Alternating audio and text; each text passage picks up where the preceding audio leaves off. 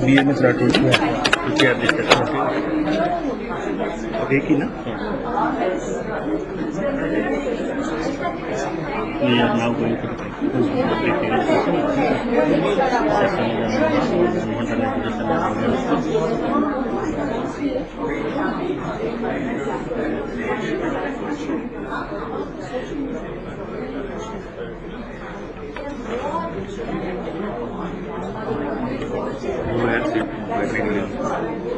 I welcome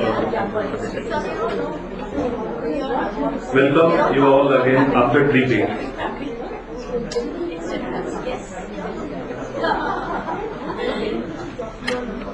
Now we are directly moving to our first session, technical session, that is environment education in India and in Indian schools and overview.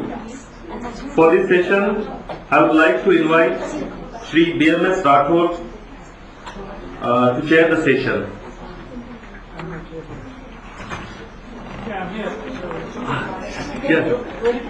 Yes. From there. See the things, isn't it? So here only, here it is better. Yeah, definitely. We'll sit here only. But Yeah. They will come again after the session. अच्छा, बुलाने होंगे। आपको बुलाना है लोगों को एक एक करके बोल रहे हैं स्पीकर्स को। आप बुलाइए, आप call it out. So our first presentation is on environment education outlook for India. I would like to invite Professor Jayashree Sharma, Head DESN NCERT.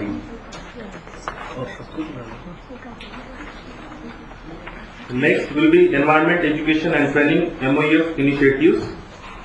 Rita Khanna, Additional Director, Environment Education, Ministry of Environment and Forest. Then back to Future Line Foundation for Environmental Concerns. Neeta Rastogi, Principal, Sadhu Vaswani International School for Girls, Delhi.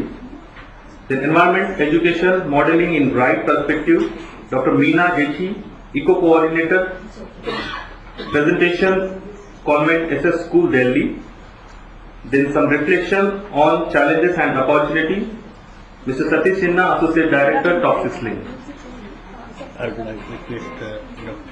Rathod. I would like to request Professor Shri BMS Rathod to initiate the session.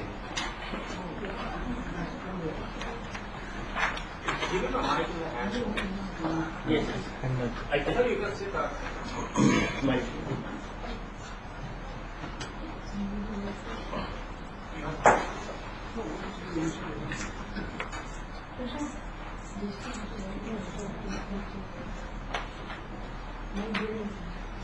Piyush.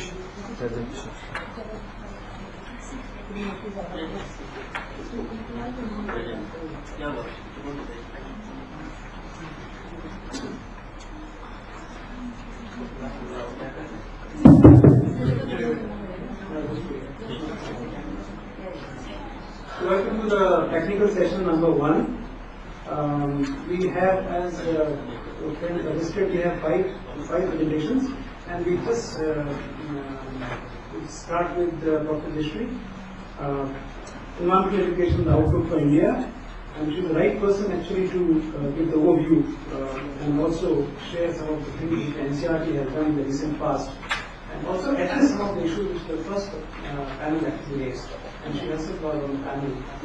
Look at this, how meaningfully we can look at this issue in approach. So, overview of the district. Okay. Advantage, third one. Yes.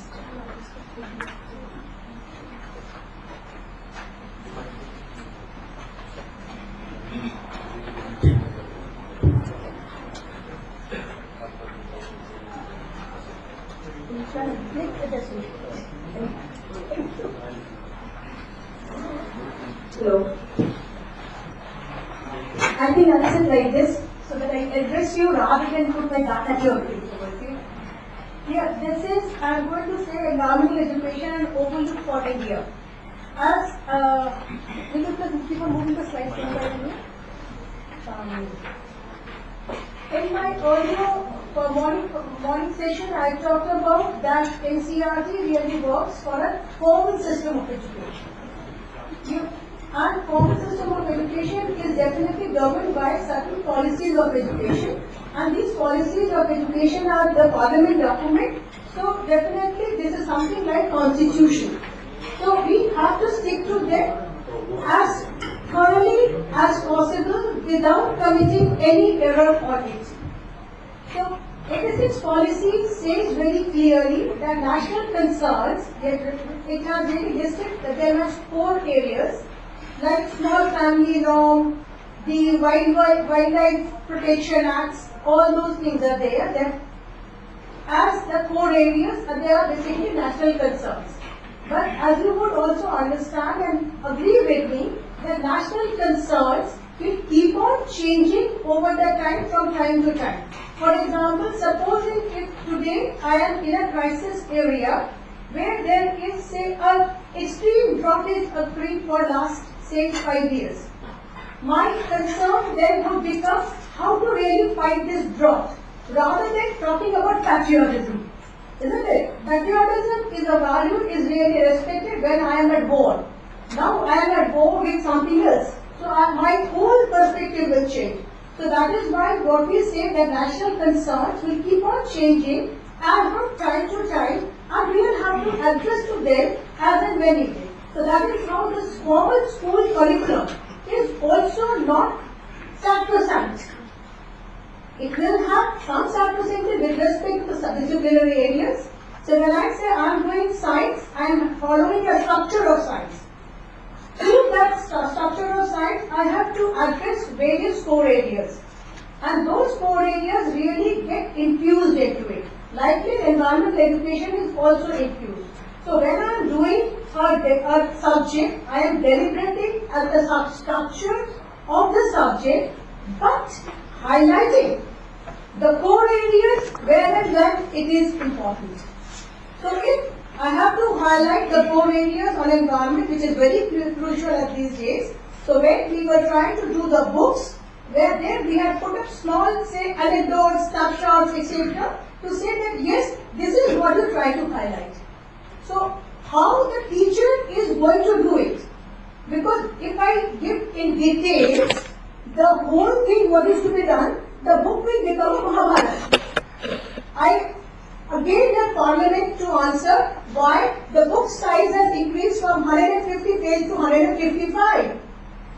I have to be very cautious about it that at no stage I am going to increase the size of the book or make the paper very heavy and all those things. So definitely it would mean that we need extensively teacher preparations. I am not saying teacher training, please mind you. I am saying teacher preparation. Teacher preparation, I think that it is something like this. The teacher is there in a classroom to facilitate the process of learning, and in that particular process, the teacher himself or herself is also going through a learning process. Mind you, always think that teacher is a single person as a standing as a facilitator. In front of them is a whole class which is 40, 45, 50, 60 depending upon the class size. The teacher is benefited 50 credits compared to the rest of the students. That is why the peer interactions are very important in the class so that everybody gets the same size of the benefits. This is how basically the NCF 2005 looks at the paradigm shift in the classroom situation. But definitely that would mean that the teacher preparation is very important. So, I try to highlight the policy document here. Please go to the next one if you want. Then, with respect to environment education, as it was pointed out in the morning itself, that it is not that the environment education we are trying to do it, say some 10 years back or 20 years back, 1991 onwards. No. If you go to the basic education, that is Bunyadi Shiksha concept of Mahatma Gandhi, you will say 1931. It was before the independence. Then Gandhi saw the whole country, went to the whole country and found the dilemma through which the whole country lives through day to day.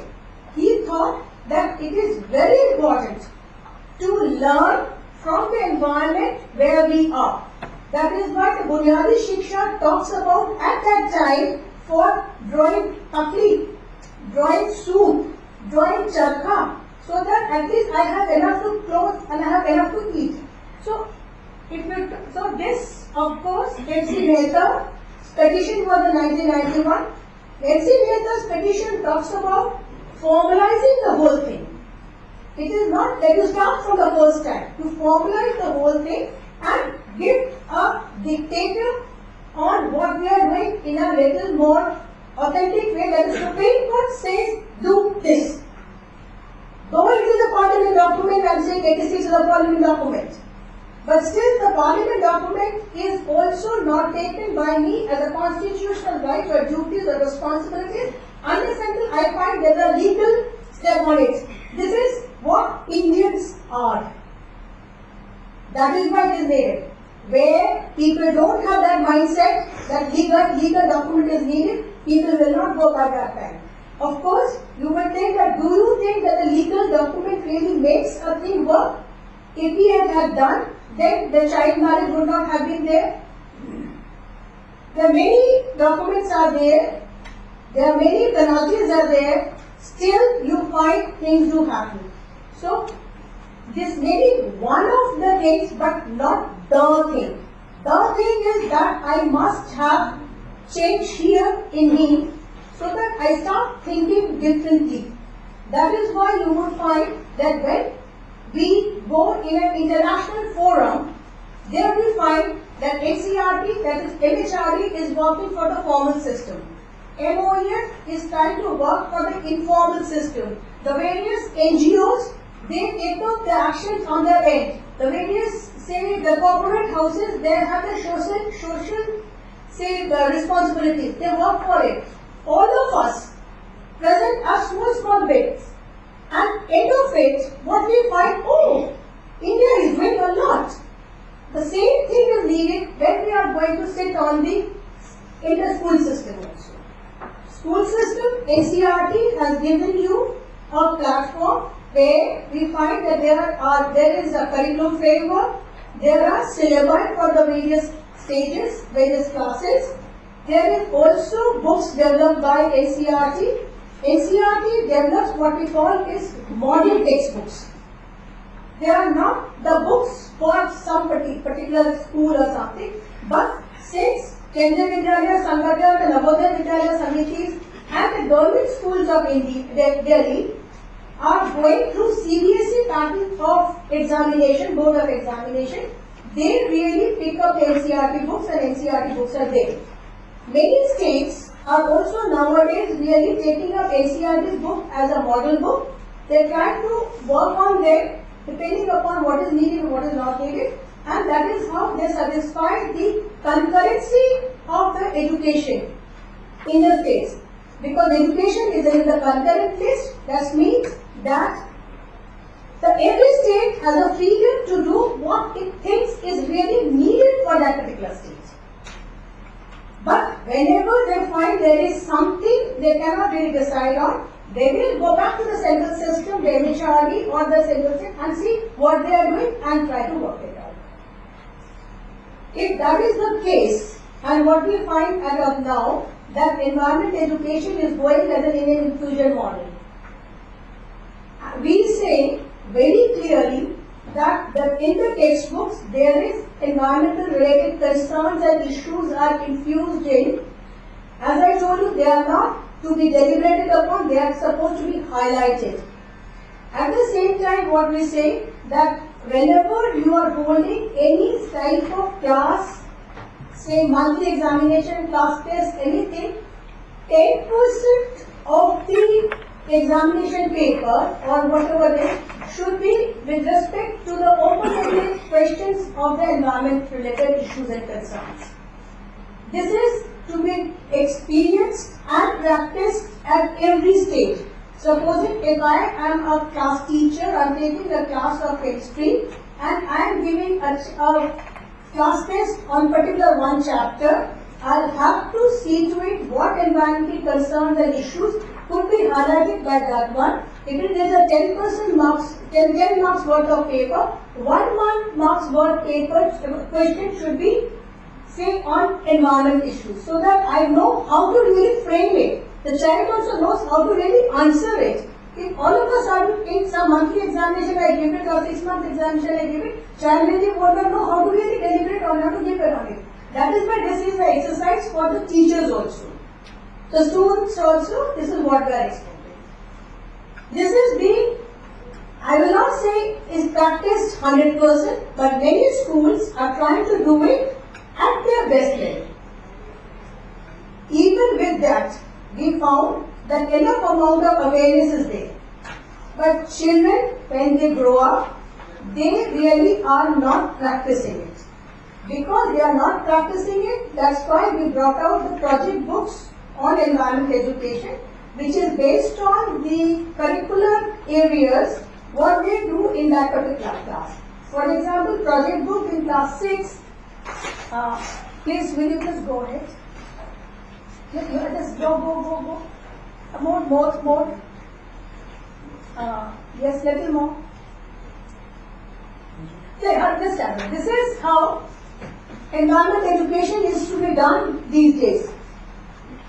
That is, in class 1 and 2, we say that there is nothing called formal syllabus or curriculum in the class 1 and 2. It is only the teacher and the student interaction through which we really tend to do it.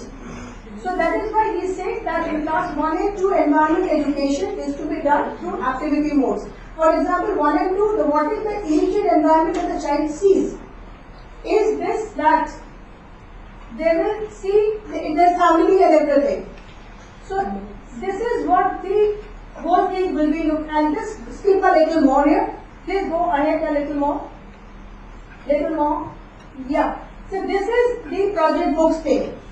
We are trying to make them very colorful and take up the issues that is there. For example, this is one is reducing wastage of food. Because what we found that in our day-to-day practices, that is our social practices are such that we tend to waste lots of food. Even in the house, the mother will not be satisfied unless and until the child leaves the food on the plate. They think that only the child is food and satisfied actually has done the role. So these things are to be addressed. The same is true in the when you go for any social function in hotels. See, if wherever there is a buffet, you will find people will fill up the plate and waste a lot. Whereas the buffet system is that I take what all I eat, not waste. So all those things have been addressed through this problem books. This is the project books. Now it was found that when we are talking about the project books, it was found that the NCERT brings out books only in Hindi, English and Urdu. When we try to go with the Hindi books to Chhattisgarh, which we thought is a Hindi belt, we found there also the teachers and the students were really not able to really enjoy it. They thought that the Hindi that we say is something different, the Hindi that they say is something different. Chhattisgarh is something different. So, it was a joint effort of MOEF and MHRD that we thought this project book should be translated as far as possible in some of the state languages. Initially, we have taken that we will be doing in 30 state languages and we are working on it. The states are at it, but it is still going on. This is just to bring about attitudinal changes among the children. In 11th and 12th stage, just go a little more ahead please.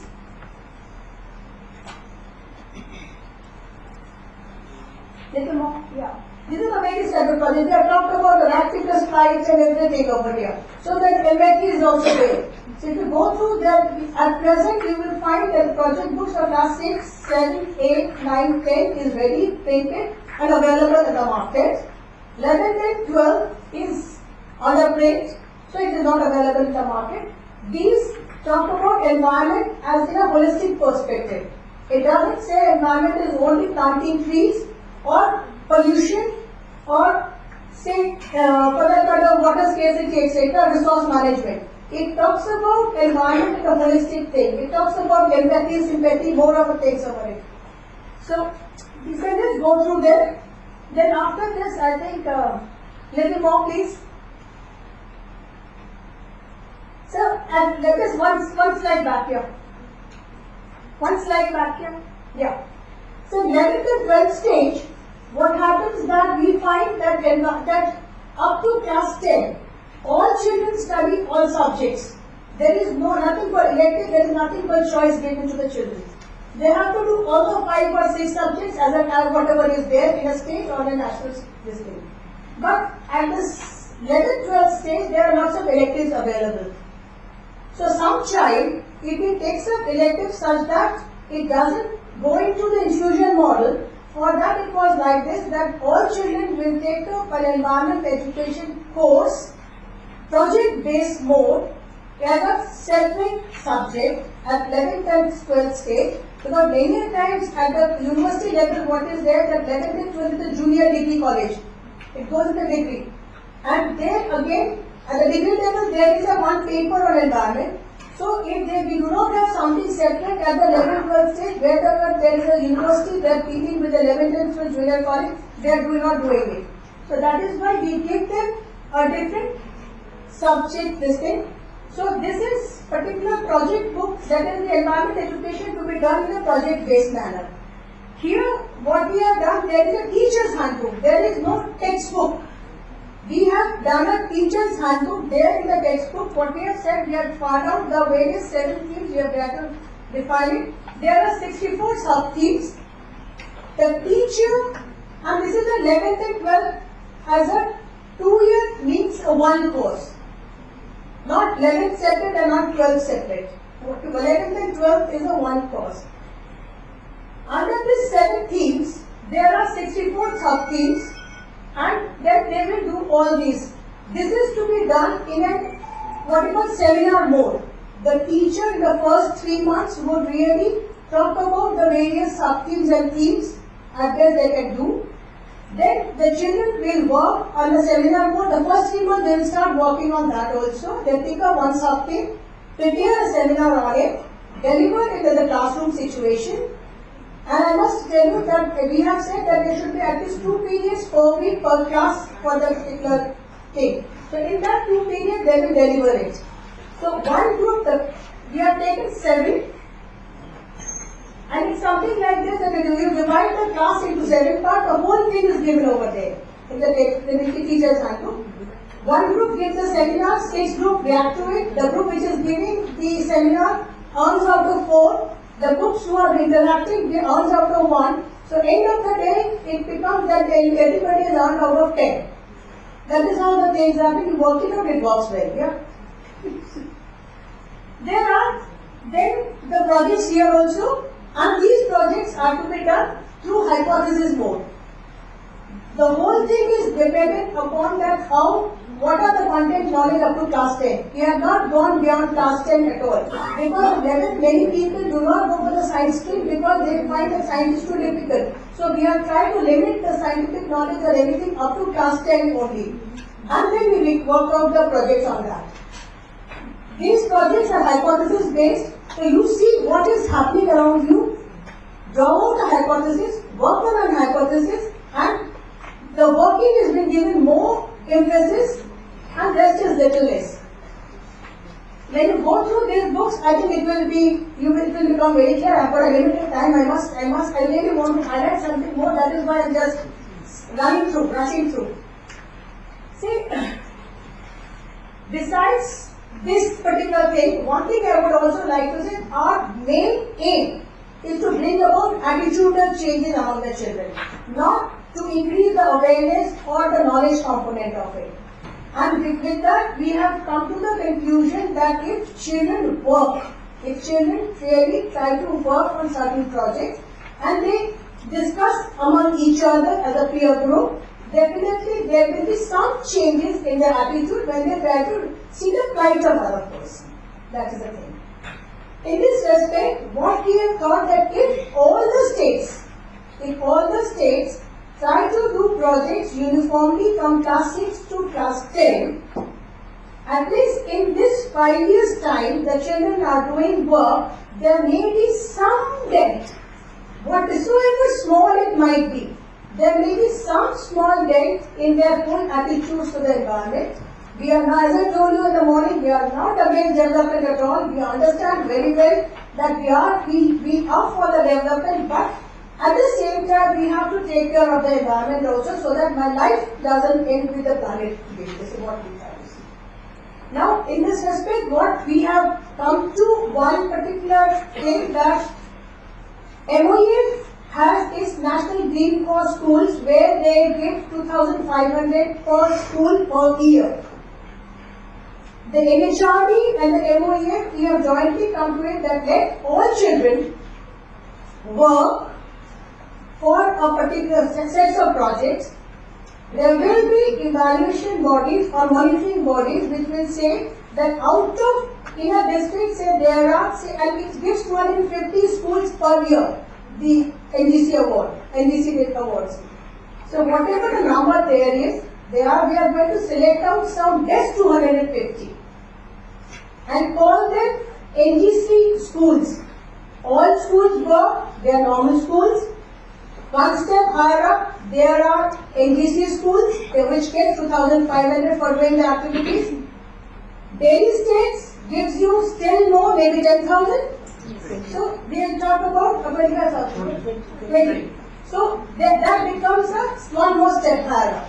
So this is what we are planning for doing it. Yeah? So I think if this works, everybody will have a motive for working for the environment, and this is what we really aim at. I think I will just close it and invite certain questions if it is at all, or I can take it up later. Thank you, Jashri.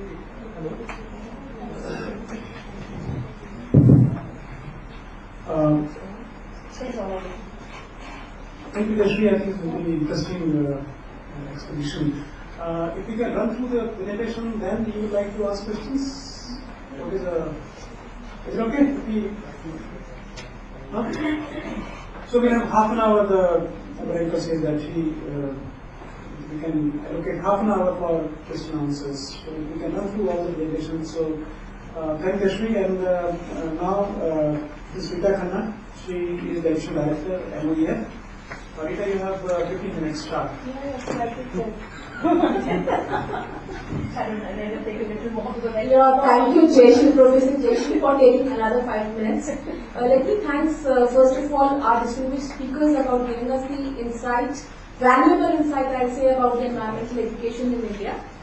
And Professor Jayashree has talked about the formal sector of environmental education in India. We will be talking about the non-formal part. And specifically what ministry has taken the initiative as far as the environmental education is concerned. It's a small presentation given by us. This is the Department of Environment was established in 1980. Today we have completed 33 years and we have become Ministry of Environment and Forest. The question being asked is, have we done enough? Yes or no? Yes? I think no. Next. Awareness campaigns. See, this is the name of the scheme is Environmental Education Awareness and Training. The objectives have been highlighted. There are two types of education. One is formal education sector, the other one is non-formal. Formal is being taken care by the NCERT and non-formal is by us. Mostly the programs which are run by us, they are for NGOs, schools, state governments and non-formal sector. Next.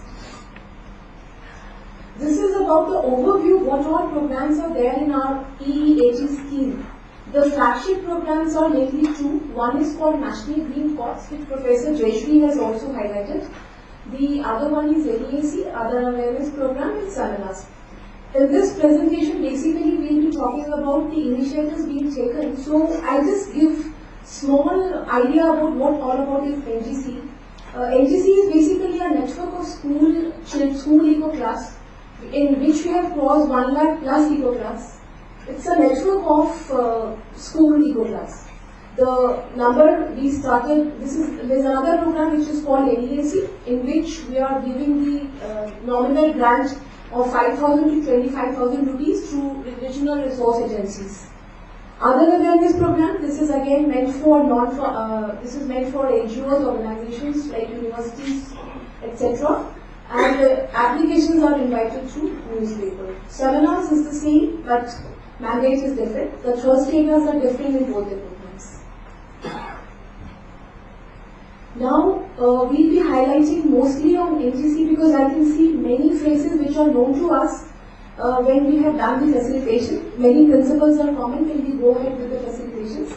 The objective has been highlighted. What is the objective of NGC? The program was launched in 2001 and the coverage initially in 2001 was 100 schools per district, which has been increased to 250 schools in 2005.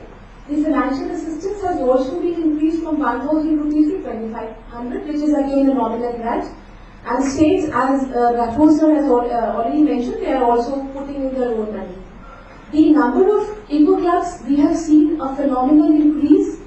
We started in 2001 and now we have crossed almost 1 lakh plus. And in each eco club, we have 40 to 50 students. So if we multiply the number, it will be a huge number of students, but seeing the total number of schools in India, it's very less. This we have shown the number of increase in eco clubs for last 3 years.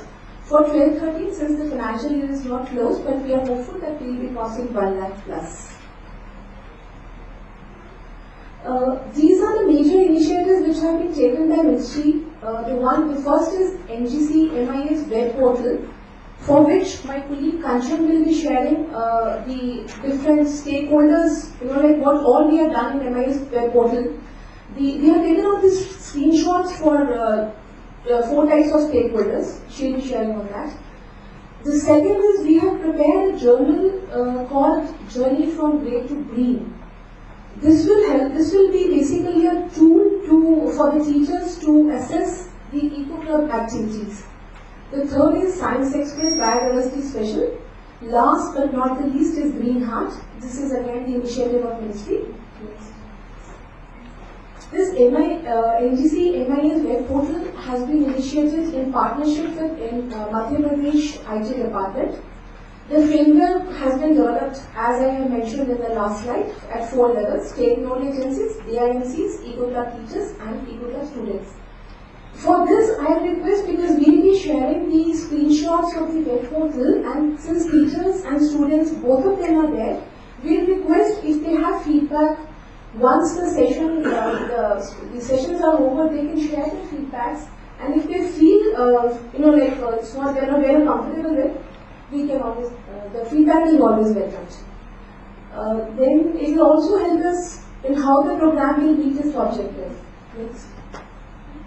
This is the homepage of NGC MIS web portal, which is just a screenshot. Next. This is again the second part of it. These are the 4 levels for which it has been designed. The stakeholders at the SNA level, state node agencies, which are authorized by state government. Kanchan will be explaining these 4 once I finish this. Once I finish my presentation. Second. This is for DIMC. Rita, you have only 15 minutes put together, both of you. Okay, so just 2 minutes. This is DIMC, district monitoring committees. That will be the second level of stakeholders. Third will be teachers, eco club teachers, and fourth and the last will be students. Now this is the second initiative which Ministry has taken, a manual called Journey from Grey to Green. This will be a self-assessment manual for eco clubs. And in this, we have talked about the handprint. Handprint is basically a symbol of positive actions. And again, in this, outcomes have been captured at 3 levels. One at individual, the second one at school, and third at the neighborhood level. That copies can be distributed. Of course, it's not in the final shape. It can be shared with anybody who is interested. Next. This is Science Express, which was launched last year. This is again a unique partnership with Department of Science and Technology. SCPS was launched on World Environment Day. And the whatever expected footfall of 15 lakh was there, we have crossed that. We have touched more than 23 lakhs of people have visited this SCBS. Green Heart, this is again an initiative, another initiative of ministry which was started last year. The objective was to raise awareness on the rich forest and biodiverse heritage of the country. Through this, ministry attempts to generate the awareness about the economic significance of forest among all sections of the society. Now, this is our future plans. Because before this, my presentation, I just had informal discussions with the principals of this, forum. They were discussing that they have many things with us, so that should be replicated. Even our plans as a future planners, whatever environmental outcomes are there at different levels can be identified, recorded, standardized, and can be made available for replication elsewhere. This will be on our web portal. So whatever practices have been followed can be uploaded on the website. Now, Professor Jaishri has mentioned that we have good synergies with different government schemes. So we are also looking forward for that with MHRD and NCRT. Of course, this is Ministry of Environment and Child Development. We are the focal, Environmental Education Division is the focal point for Ministry of Women and Child Development. There also we are trying to synergize our programs with their mandate. Their mandate is gender sensitization. The resource material can be provided by them and it can be interconnected with the eco-club activities of the NGC, because we have non-formal set of activities, for example, kitchen garden, herbal gardens. There and then the resource material can be provided to them. Even for NEAC, the resource material, when we are doing the pre-workshop NEAC, the resource material on gender sensitization can be provided. This is our aim. Let's move towards green. I hope we'll move towards green. Thank you very much.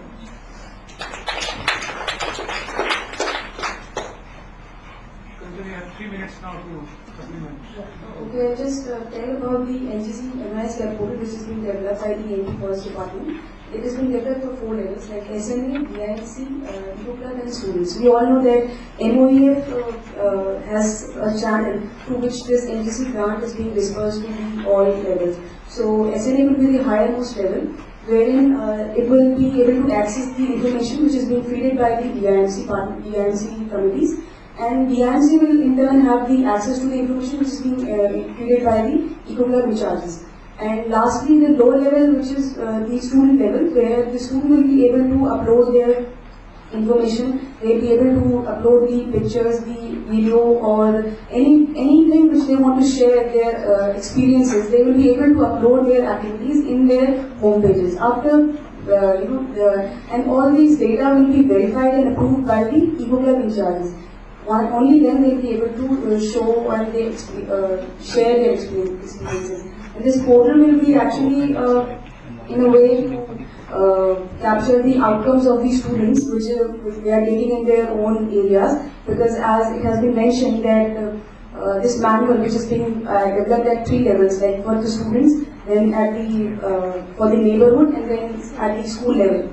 So, and they will also be able to assess their activities with the help of the handprints. Like whether a child has done some activity, they can assess or give themselves the handprint, like according to his own conscience. Like if he is doing some action which is not more connected with the environment conservation, he or she will give herself or himself a small handprint. Then gradually with the help of the students' facilitation and all, he will be able to assess, like I have to move towards a larger handprint, from small then to medium and then to finally a larger handprint, which is the future action. So this is all about the MIS portal.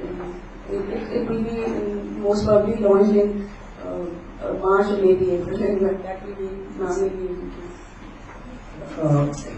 Thank you, Kanchan. Now we have this some kind of overview from MOEF regarding the program which MOEF does on environmental education. So I think between Rita and Kanchan, they have shared this predominantly the NGC, National Green Corps program. because this is one of the cluster 100,000 schools, and how to measure the outcomes. This is what Kanchan actually shared through a web-based portal, which is very interactive, where the children can directly share their outcomes. And it should be probably rolled out March end or maybe April, so that schools can actually plug into that. And they have the passwords at different levels, Eco-Club level, and also then student-specific passwords can also be used. Now, can I invite Dr. Meena Yechi? First, Dr. Rita Rastogi, Principal Sadhu Vaswani International School for Girls.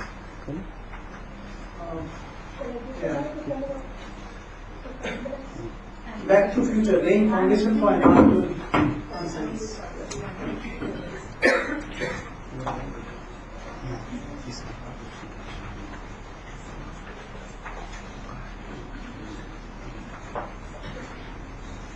Thank you. So you have 15 minutes to please. Right, share sir. your- Can I just get little warning at that time so that I can stop? Yeah, I'll send you a warning through the scripts.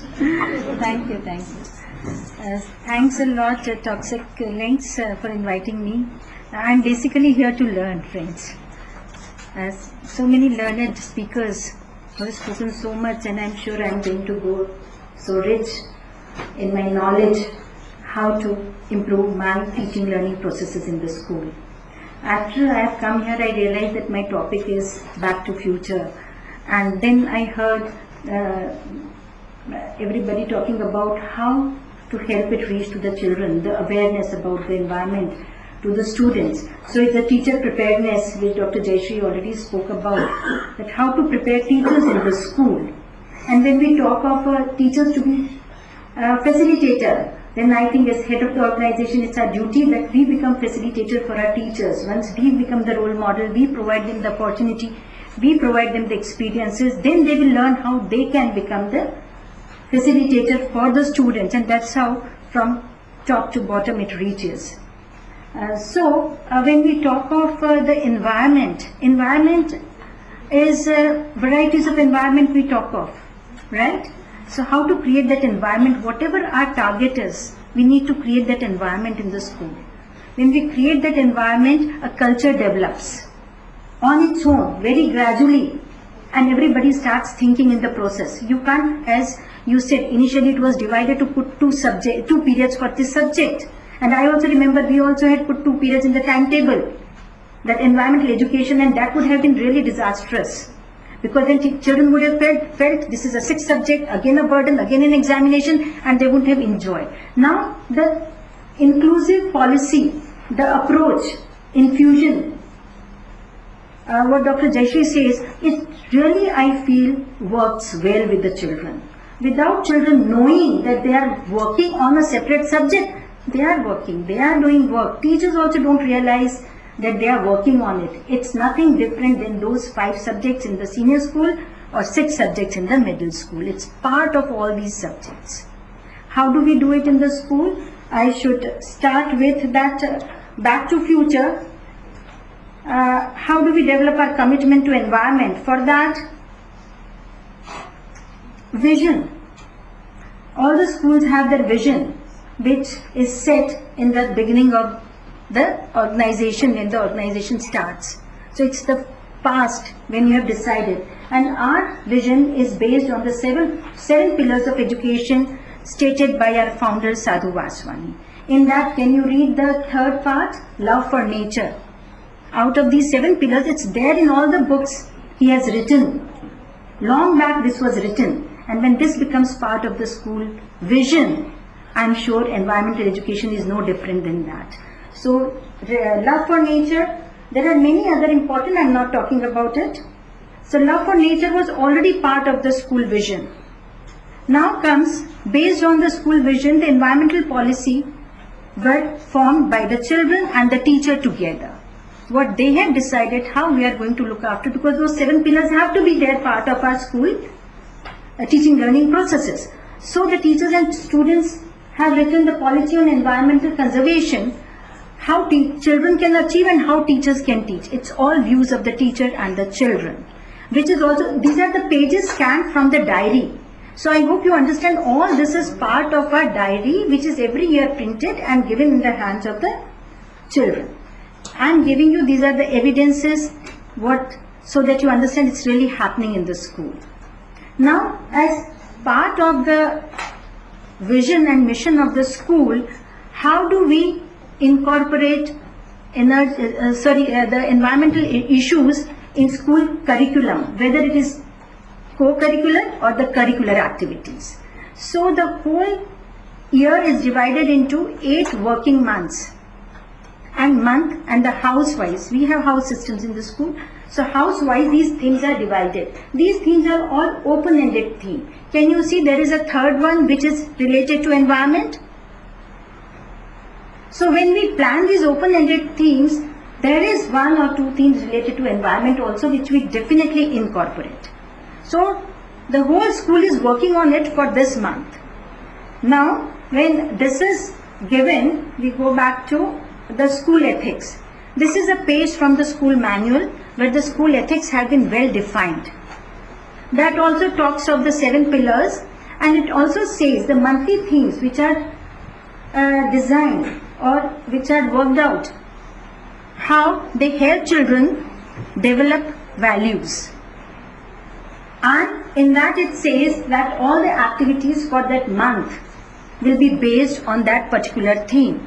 Whether it's a house activity, it is debate, or maybe it's a quiz. If in that month those activities are there, they should be planned based on that particular theme. Now we understand the whole month, and even the houses when they are conducting assembly.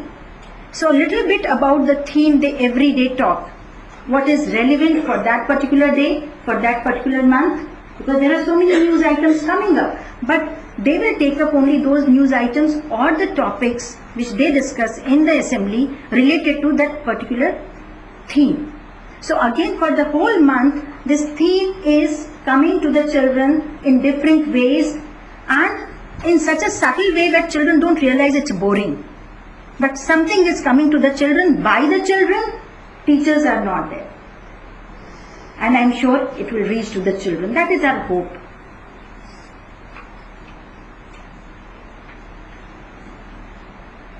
And this I have already told you that wall magazine, even that theme is for the wall magazine which children put up articles, pictures, articles, what they understand that theme to be as. So the wall magazine thoughts or the speeches in the assembly, Friday house activities are based on that, inter-school activities are based on that, creative writing in languages in that particular month. When we tell teachers that you are going to give creative writing, so give something based on that. So that vibrates all over in the school, and for reinforcement keeps happening. This is the co-curricular activity, you can call it as indirect way. But it's important, as I told you, that the environment has to be created so that the things keep coming to your mind every time you think of anything. That is the change in the attitude if you have to bring. How do we create that atmosphere in the school? For anything, if you are asked to create an atmosphere, what will you do? You'll ensure that the things are seen all the time by the children, isn't it? Wherever they go, they should see it. Rather than preaching, it's better that they learn through their environment. And so the varieties of activities are planned in the school planning. And a lot we believe in planning. If there is, the theme is there, there is an idea there in the plan, I'm sure it's going to reflect all over. Now, how do we do it in the curricular activities? In the curricular activity, this is in statistics, that means maths.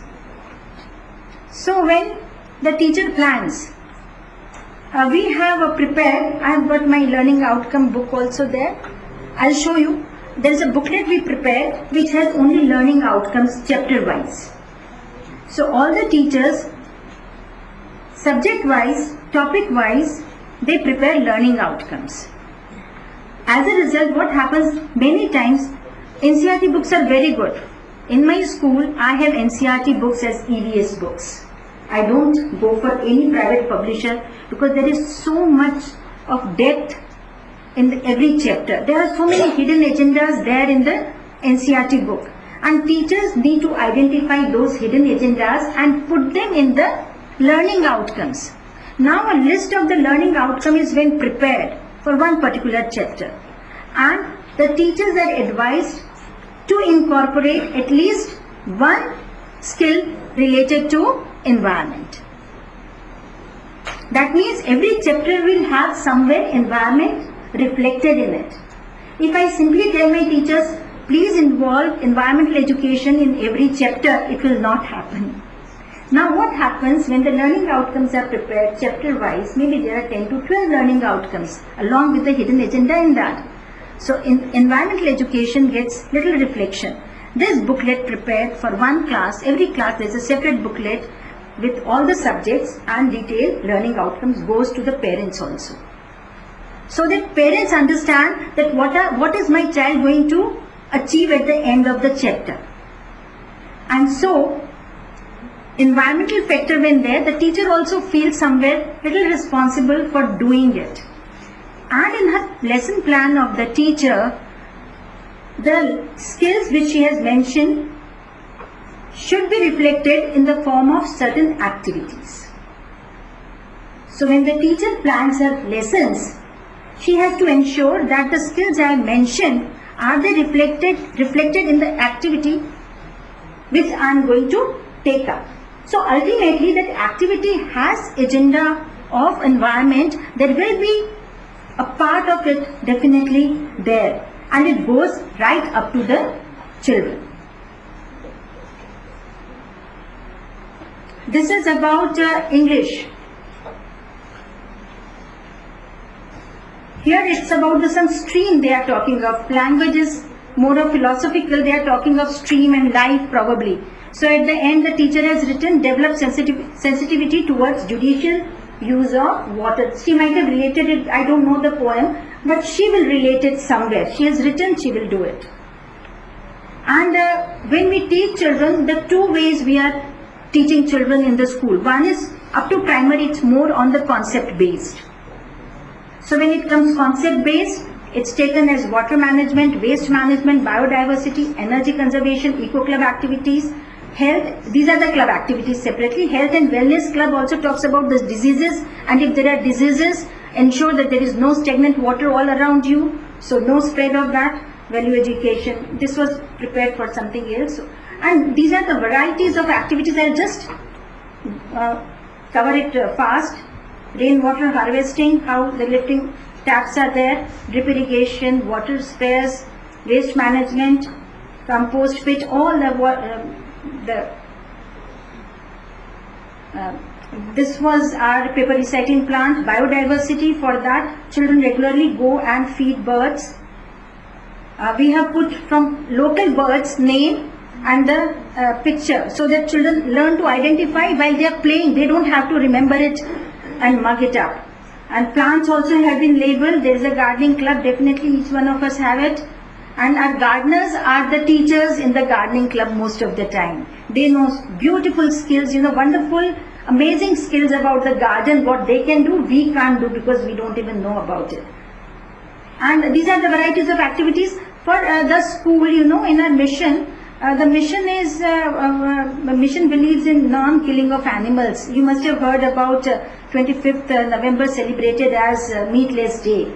So that is also saving the animals, and our children go to various places. Small children, they go, they put up small acts to convey to the people that why should you not kill animals. All these things everybody has, we do that. And this is a beautiful game. I must tell you that the CEE conducts a teachers training program for environmental education, and the first year, it was 2004 or 5, I don't know when it started, I was the one to join that. And it does give us some perspective to include environment as a part of our education. Beautiful activities. This is a beautiful activity, and this is the real role of a teacher, facilitator. Here you don't have to teach, but yet children understand it beautifully. I'll just go, these are the varieties of, you can also have varieties of people approach us to start environmental programs. You can take it up for one particular class and just forget about it. Children will learn on its own. It goes on. Awards you get, this is what we have done. We have also written activities for CBSE. When we write activities for CBSE, we first do it in our school and then we write it so that it is.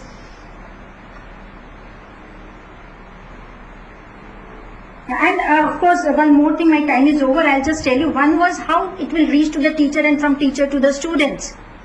That I have told you. One more thing, how to evaluate was also a question, sir, you had asked. That how do you evaluate? For evaluation also, it doesn't have to be a separate question. It can be a part of the problem solving approach. All those who are from the school, they understand that there is a problem solving approach. Assessment is already there as a part of formal assessment. In that passage, when you give it to the children, select a passage which has environmental agenda also part of it. It's hidden in that. And then ask questions to the children whether they can transfer that information and put it as a part of their assessment or not. It's easily, it can be done through that. CBSE is also coming up with open book test. That also if comes, the passages can be from science, can be from sound, but the sound can also take environmental issue in it. Weave it so beautifully in those passages and put it to the children. There is not a single subject where you cannot weave environmental education and put it to the children and ask. Let there not be direct answers in the passage. Naturally, when it's an open book test, you don't have to have direct answers, facts and figures. You don't ask. You ask about the theme behind it, the idea behind it. And I'm sure when children grow up in an atmosphere which you have created in your school, we have to create that atmosphere. Everybody has to start thinking. When a thought process is flowing all over in the school, I'm sure no decision would be taken in a school which doesn't have environment in their mind. Thank you. My time is over.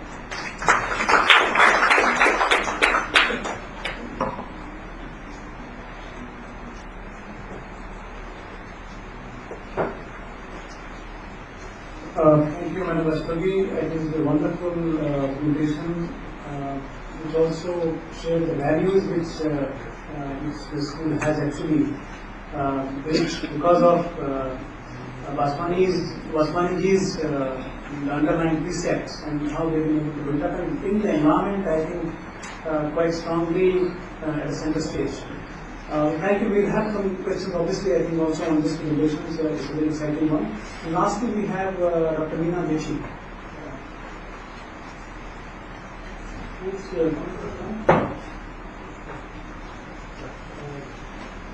Yeah, you there. Dr. Deshi, you have 15 minutes. Thanks.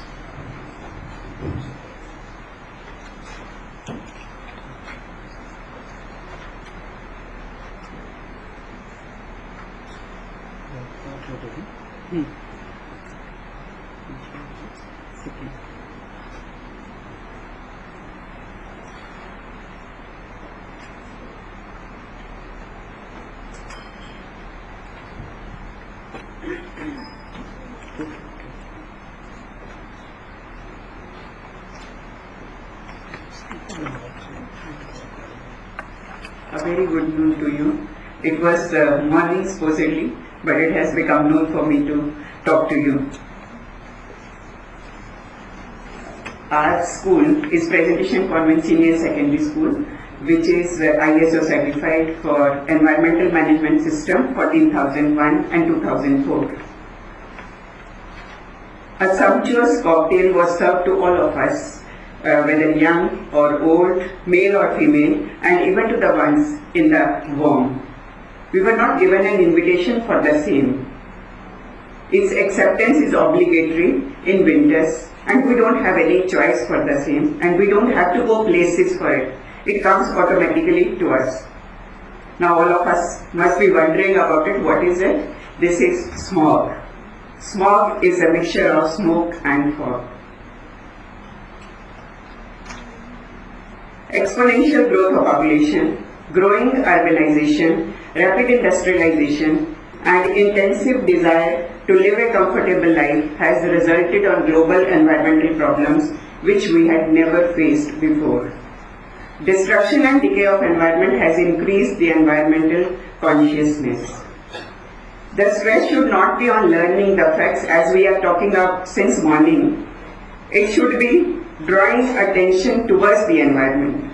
The students shall be encouraged to identify the issue, whether environmental in nature or environmentally related.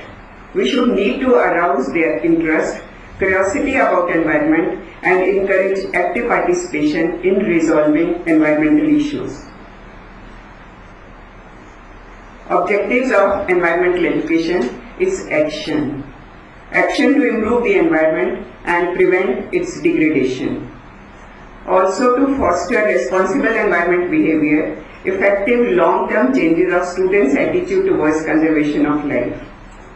Environmental issue, environmental concern and environmental conservation shall be identified as core areas in the curriculum.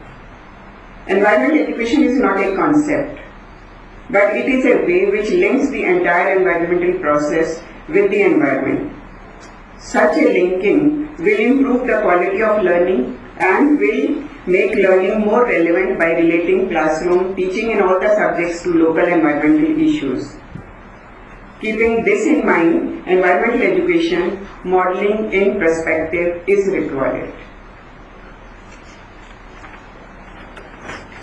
Ma'am actually has already talked a lot about how to link, and I will give you some examples by which we have taken up in the school. It shouldn't be just science which all of us are talking about since morning. We need to build up important skills that apply to all the aspects of life. Whenever there is any festival related to the environment, for example Rakhis, they can be tied to the trees in the school as a symbol of love and protection, just like a sister ties it to her brother to strengthen their bond, and this can be done with the same fervor. Environment learning can be a part of our syllabus and question papers can be modeled for the same.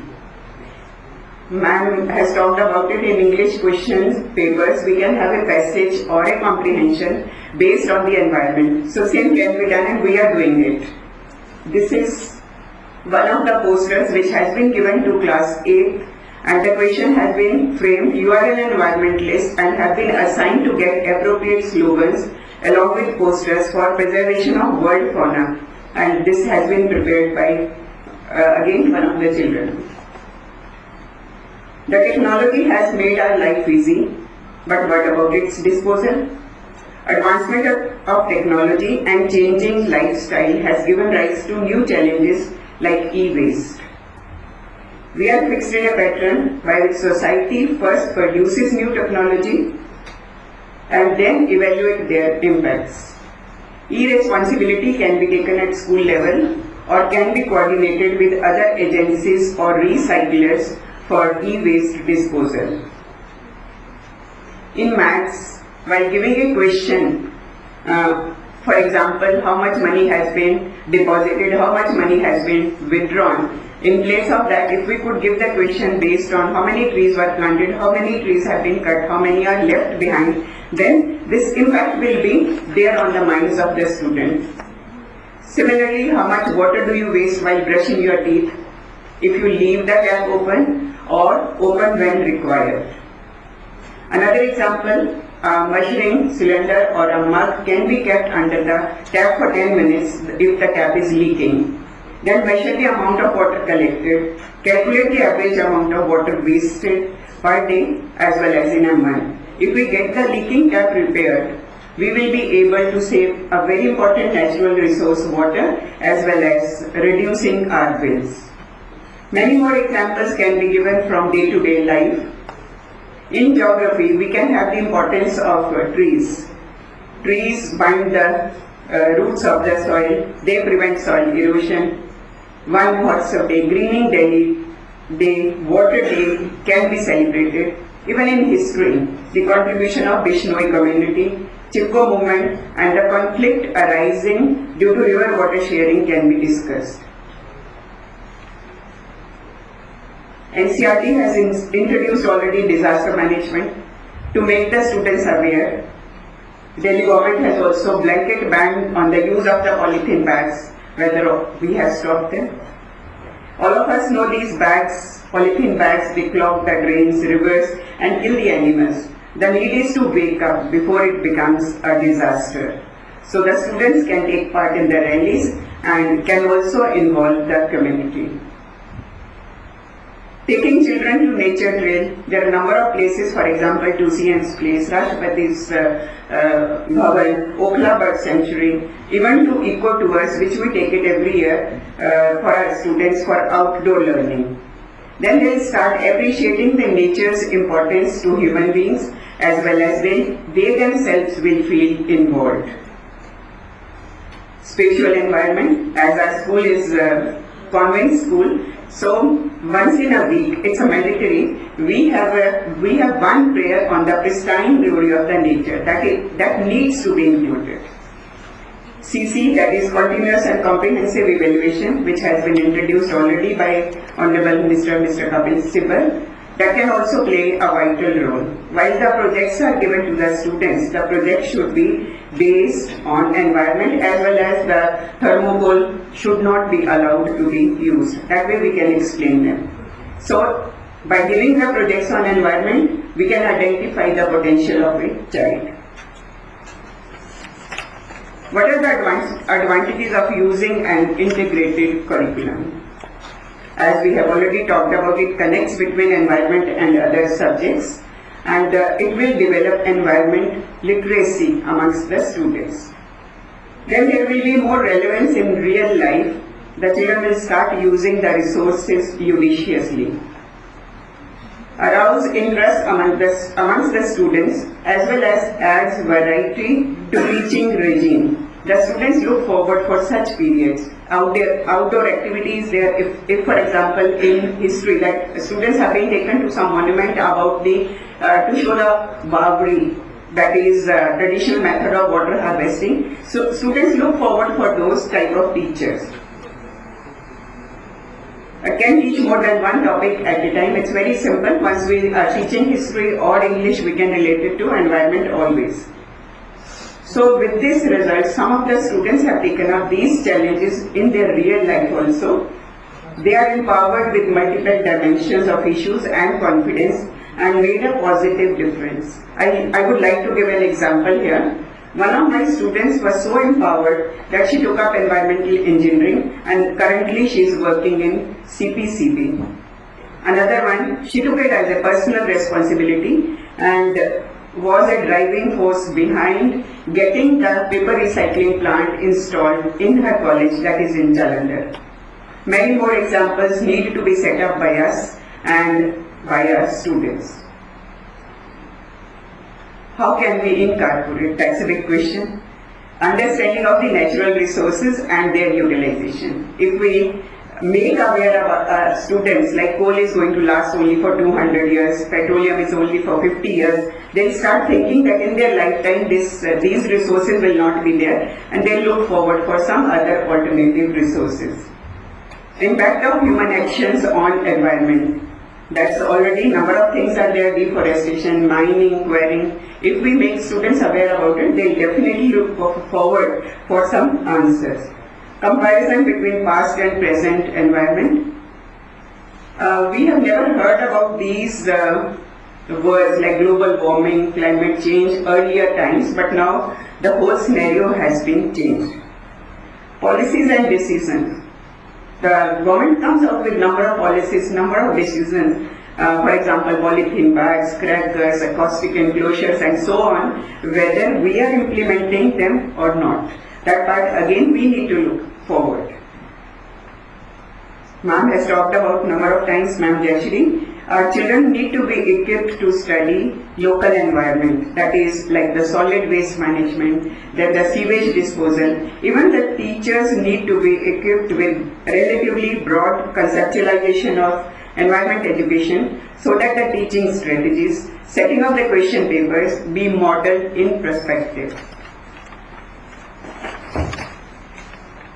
If the children are environmentally aware, they'll start taking personal responsibility, and that will be an attitudinal change. And the students have come up with a number of ideas, like giving a potted plant in place of bouquet. So they believe in conservation, not in destruction.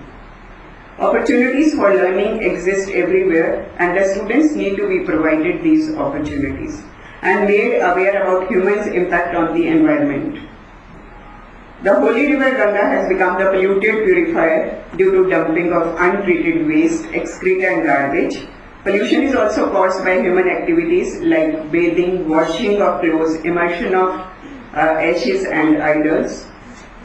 But the Ganga Action Plan came into action in 1985, but the state is the same. Why not? 100 million pilgrims have cleansed their holy souls during Mahakumbh. The children should be given opportunities to see the state of river and involve them in cleaning Abhiyan to make them realize how our actions are affecting the water. So once children see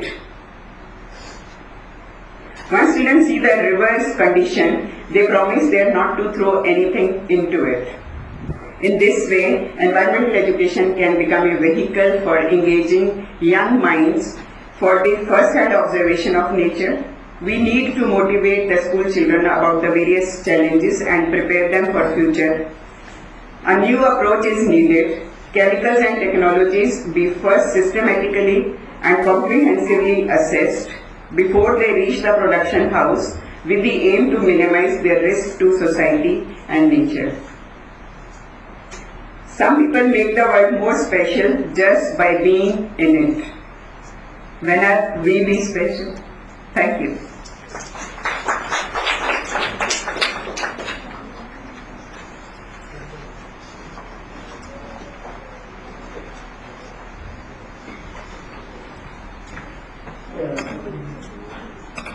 Thank you, Dr. Jetri. And Rajiv, you have something now. You want to first listen to questions and then respond, or you want to do some reflection right now? Yes. Okay. I think Dr. Jetri actually said that she wanted to give good morning, but she has to say good afternoon. The reason is very clear. We are running late by nearly 40 minutes. So we have a collective responsibility now not to make it a bigger. Good afternoon. Just a small correction. Piyush was late presenting his bad throat today. The content of my presentation is this. A bit of toxic smoke, I will not go into that. Satyaji has elaborated on that in the morning. A bit on environment education. Some experience of toxic smoke which we did with Nokia for e-waste collection, involving the students to dispose of the electronic and electrical waste in their houses and also in the schools. That one slide on that, and some bit on the challenges and opportunities. So broadly, our key engagements. So we are a very small group based in Delhi, somewhere around 15 to 20 programmatic people, but highly dedicated and highly passionate about our work. That is one of the reasons why we been able to do a bit of good work in the last 2 decades. Mainly on the chemical safety and hazardous waste management. We touch both the upstream issues as well as downstream issues.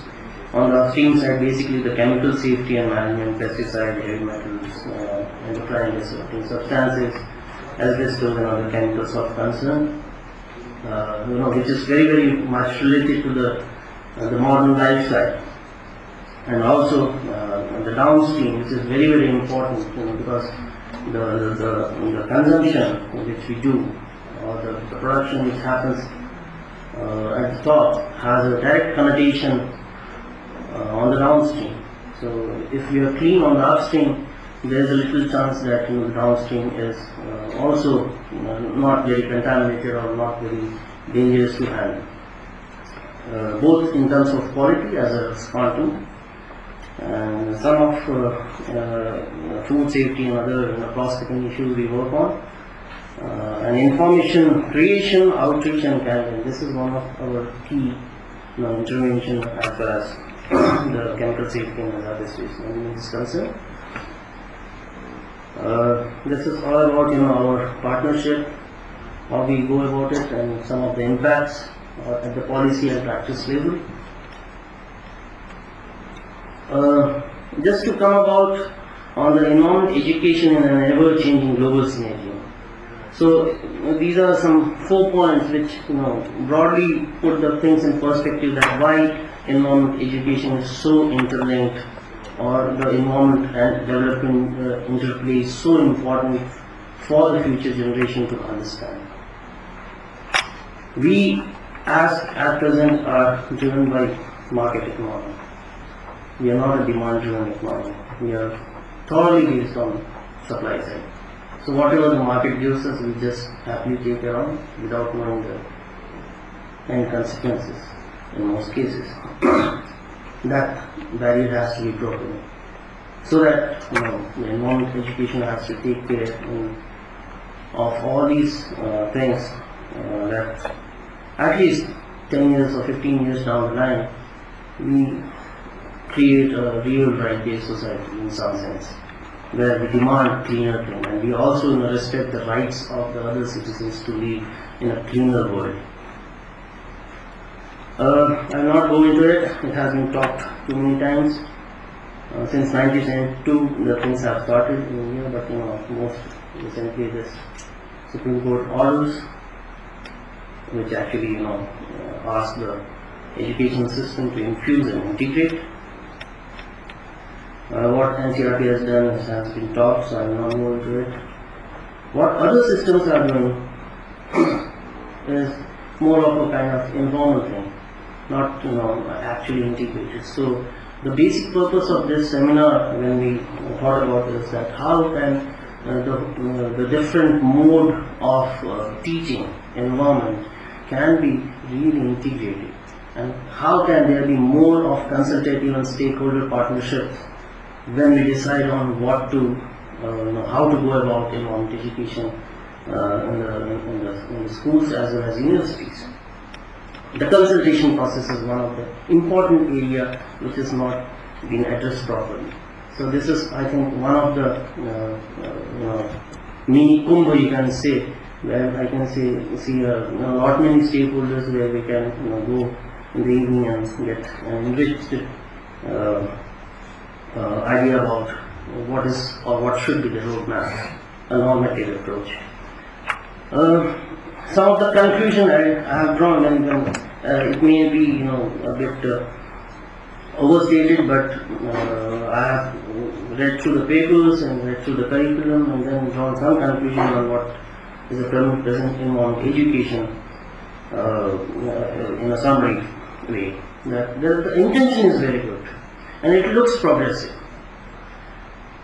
The joining of hands by the NCERT in itself is a stamp that there is a huge amount of goodwill towards integrating the environment education into the mainstream, and thus it is really progressive in that sense.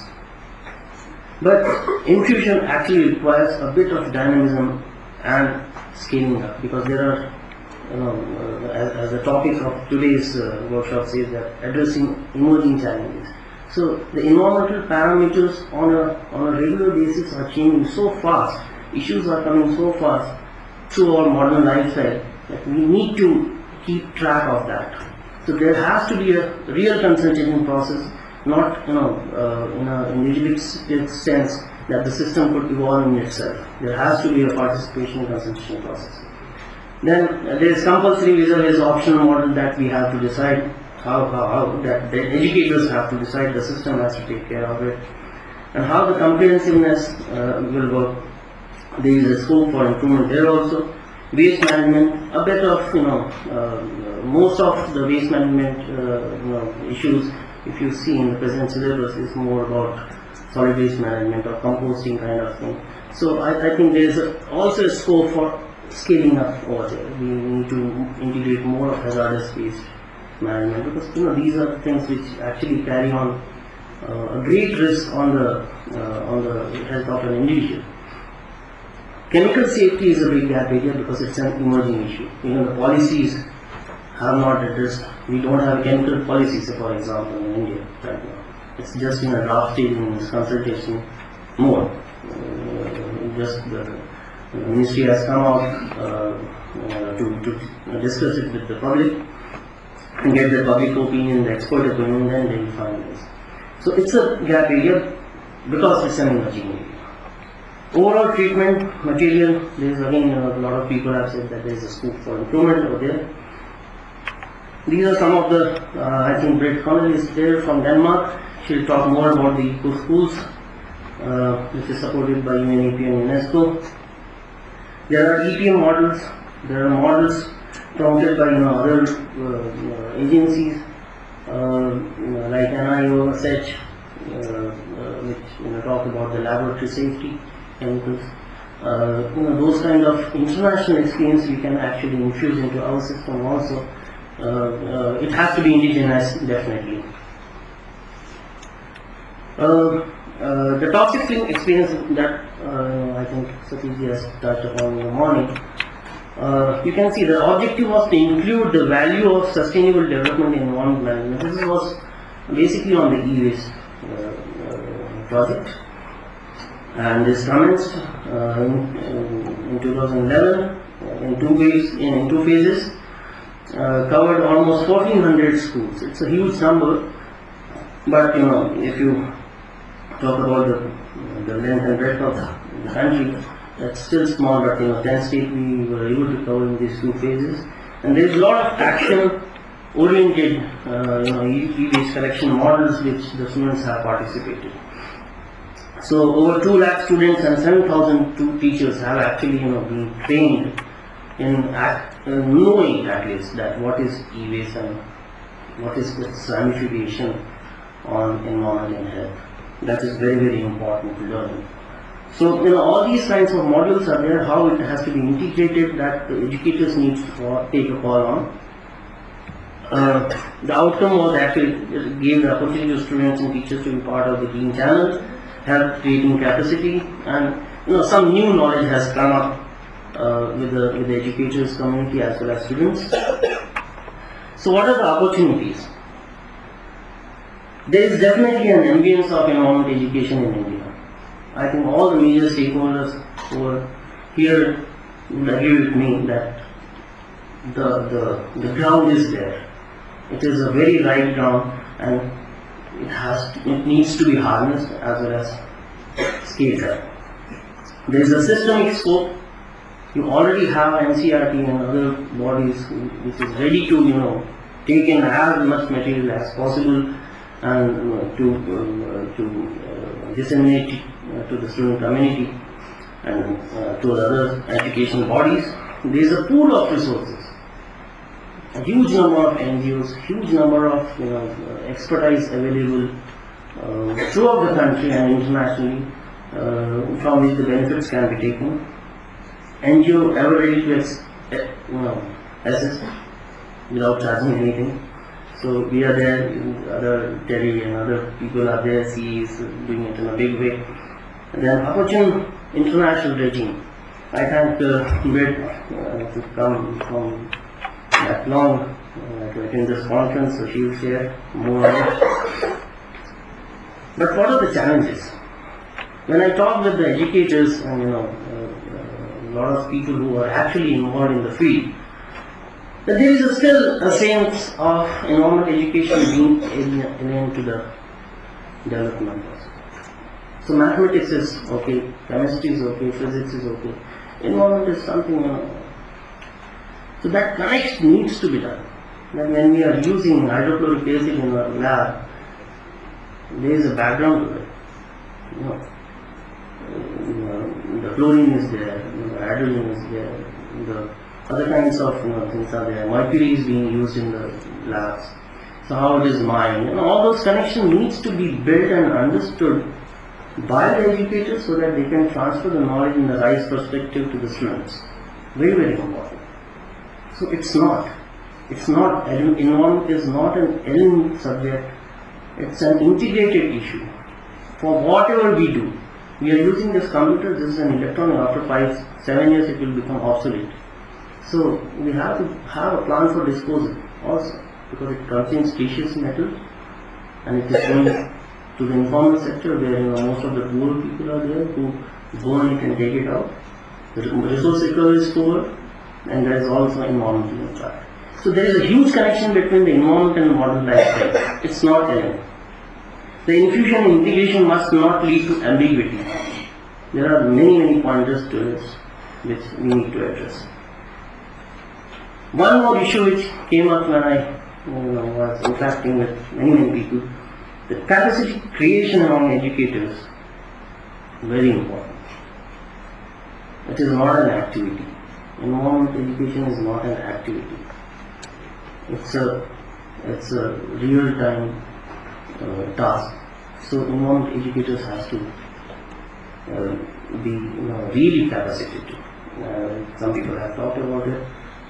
So it has to be taken forward. So we need to see how the recruitment policy of the teachers, environment teachers evolve, how they design the B.Ed and M.Ed courses for them, so that environment education is part of the course. Maybe there is some indication to that. Stakeholder consultation and interaction, very important. I think this is the crux. In most of the cases in India, stakeholder consultation is missing. So some standalone agency does all the policy making and something of that sort, and there is a lot of gap in it. So it's not devising a policy and then asking for the comment, but involving all the stakeholders, at least the major stakeholders together, so that we have a sensible policy and the direction in the first place. Then put out in the public domain. I think that is the way. And better model for the children, not overburdening them. We have to be very cautious, which Professor Jayashree has pointed out very rightly. There has to be progressive and practicality. Yeah, finished. Some of the emerging issue is this.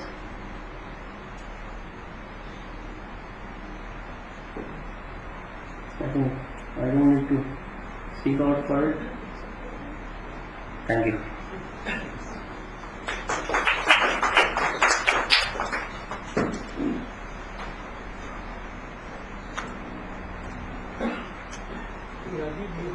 Advise us is now 20 minutes to 1.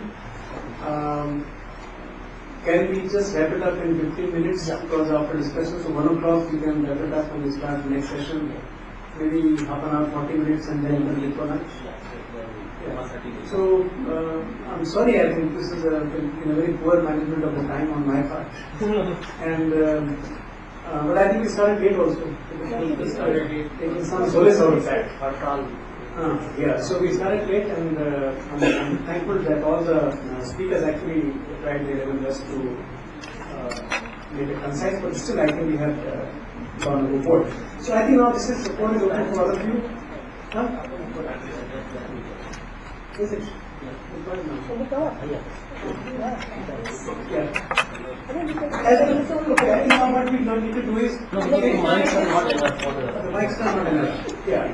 So these mics can be all over. We can address. Yeah, we can Okay.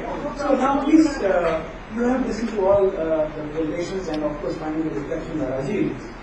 Please feel free to give your concern in question. I think you wanted to say something, but no formal presentation now. You can bring your the concern. Well, my question was actually I'm a student from Delhi University, and I want to ask everyone, every person outside. Louder or you have to use the mic? सुनाई दे रहा यहाँ से नहीं आया ये start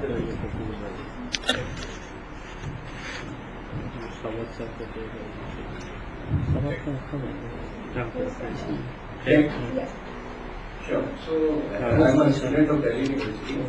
I basically wanted to ask the principal that have you ever thought of applying this environment subject as practically?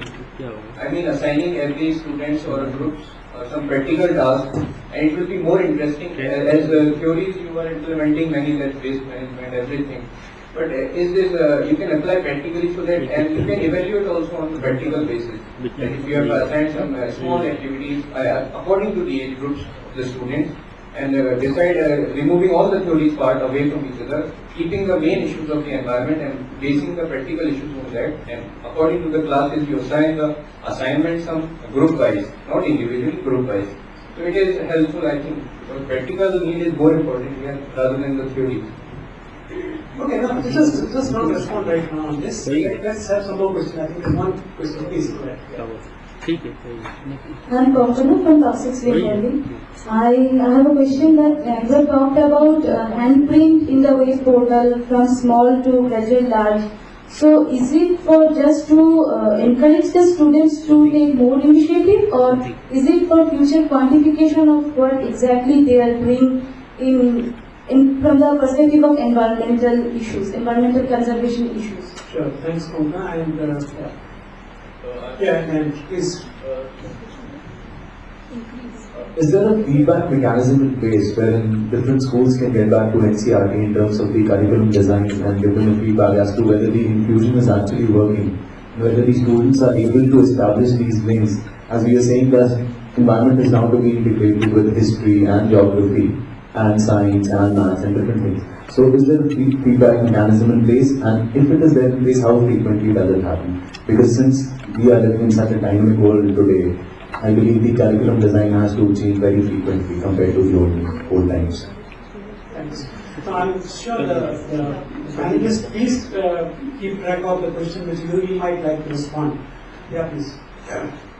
My name is Rohit. I am from an organization company called IIT. My question for Rita ma'am. When you allocate rupees from cabinet to eco clubs across the country, do you also give any actionable roadmap for these schools as to where they need to spend the money, or they can spend the money on any activity that they would want to do that? Okay. Yes, please. I'm Kashika and I'm from AFC India Limited. So my question is basically for Jayashree ma'am. You mentioned that the environmental thing is only for 10th standard.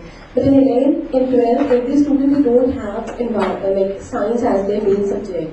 So rather than giving the curriculum or something to the 11th and 12th students like commerce and non-medical, why can't we have something practically inculcated for the students of 11th and 12th? Okay. Yeah, please.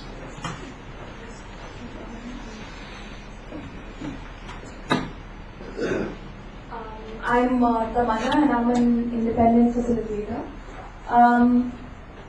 Do you think that there is a poster and a pictures trend in our eco clubs right now instead of the practice trend? Because as soon as we have, say, one workshop, we ask the children to draw. But shouldn't it be 6 months of practice and then draw? Something like that? So my question is, where do we draw a line? Good. I think we have a first round of questions. Let's see how much time we have and would you like to respond. So, if I just pick up, I think I start.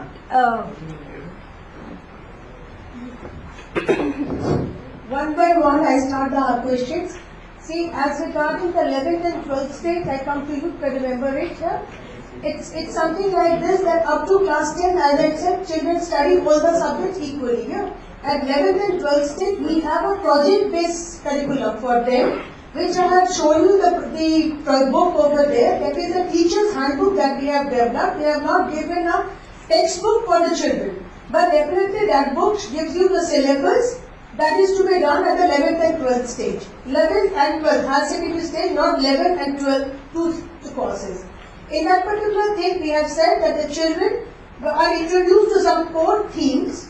That is only 3 months thing, so that the children are introduced into the thing after coming to 11th and 12th, because after they change the schools also many times. Then there is a seminar mode of deliberations. so that they prepare, sit and discuss over the thing in the 2 periods that has been earmarked for it. In the same time, they also pick up a project which is locally relevant.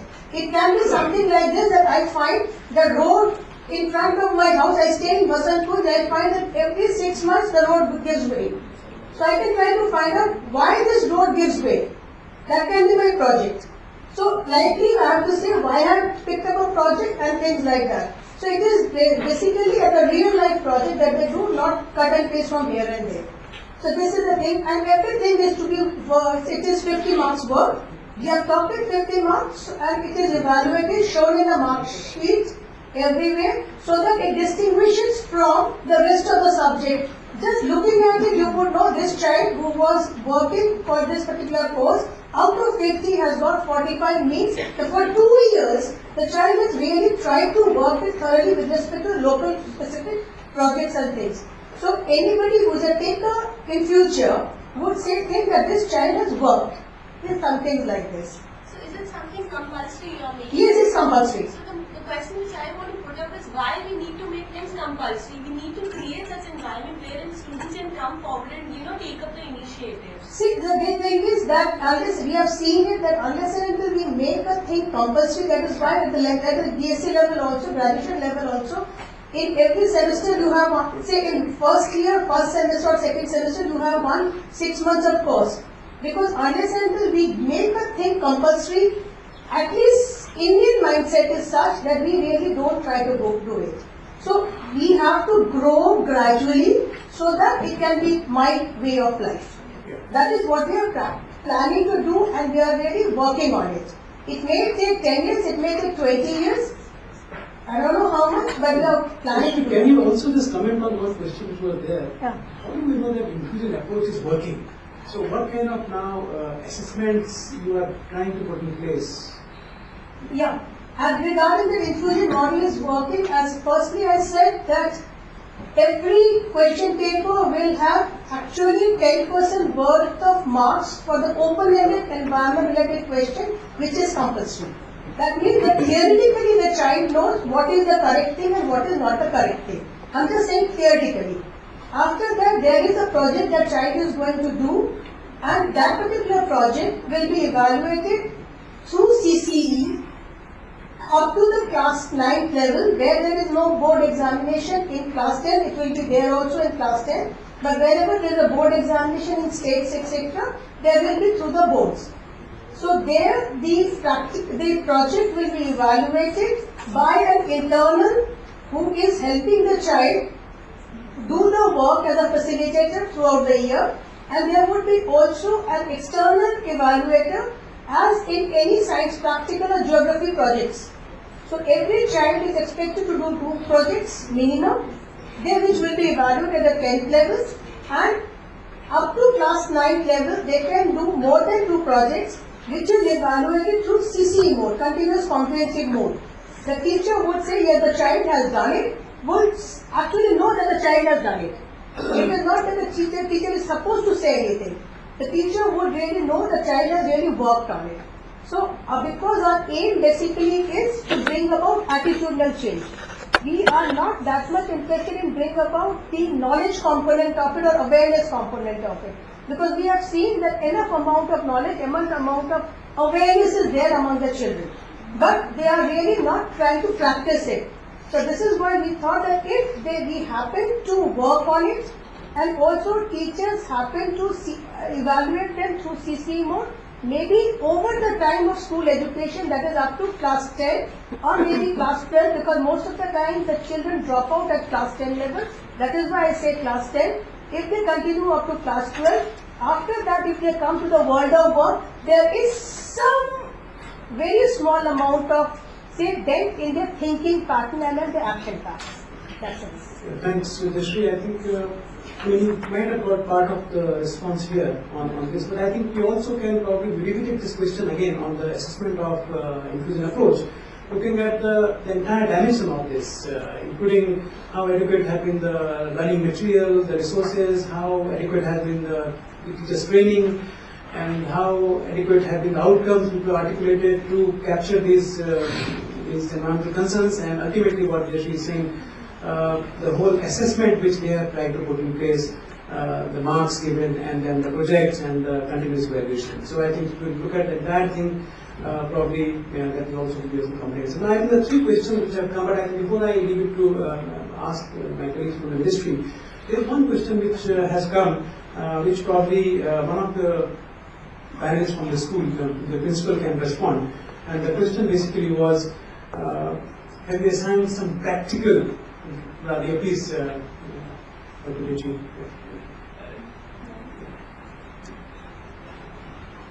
do, we give it to our students to, it's a survey report only. The students can go around and check the vehicles of the parents or in their neighbors for the pollution under control certificate.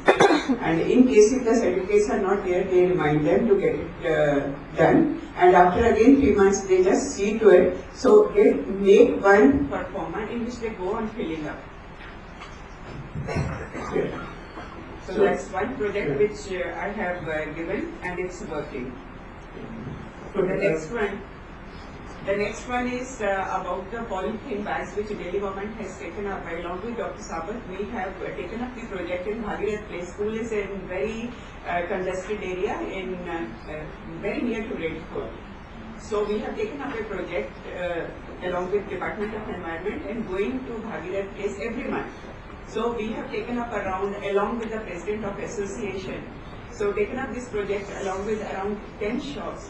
So initially for the first time, this is 3 times we had already been to that place. First time they were using the polythene bags even after it was told not to use. Second time when we went, I also went along with 10 students are there in that particular aspect. So they started using the ones which are very, very thin ones and like a sort of styrofoam or so this way. So again students reminded this is not good. So third time when we went, they asked for the solution. What to use, what not to use. So we have recommended them to have the bags, that is cloth bag.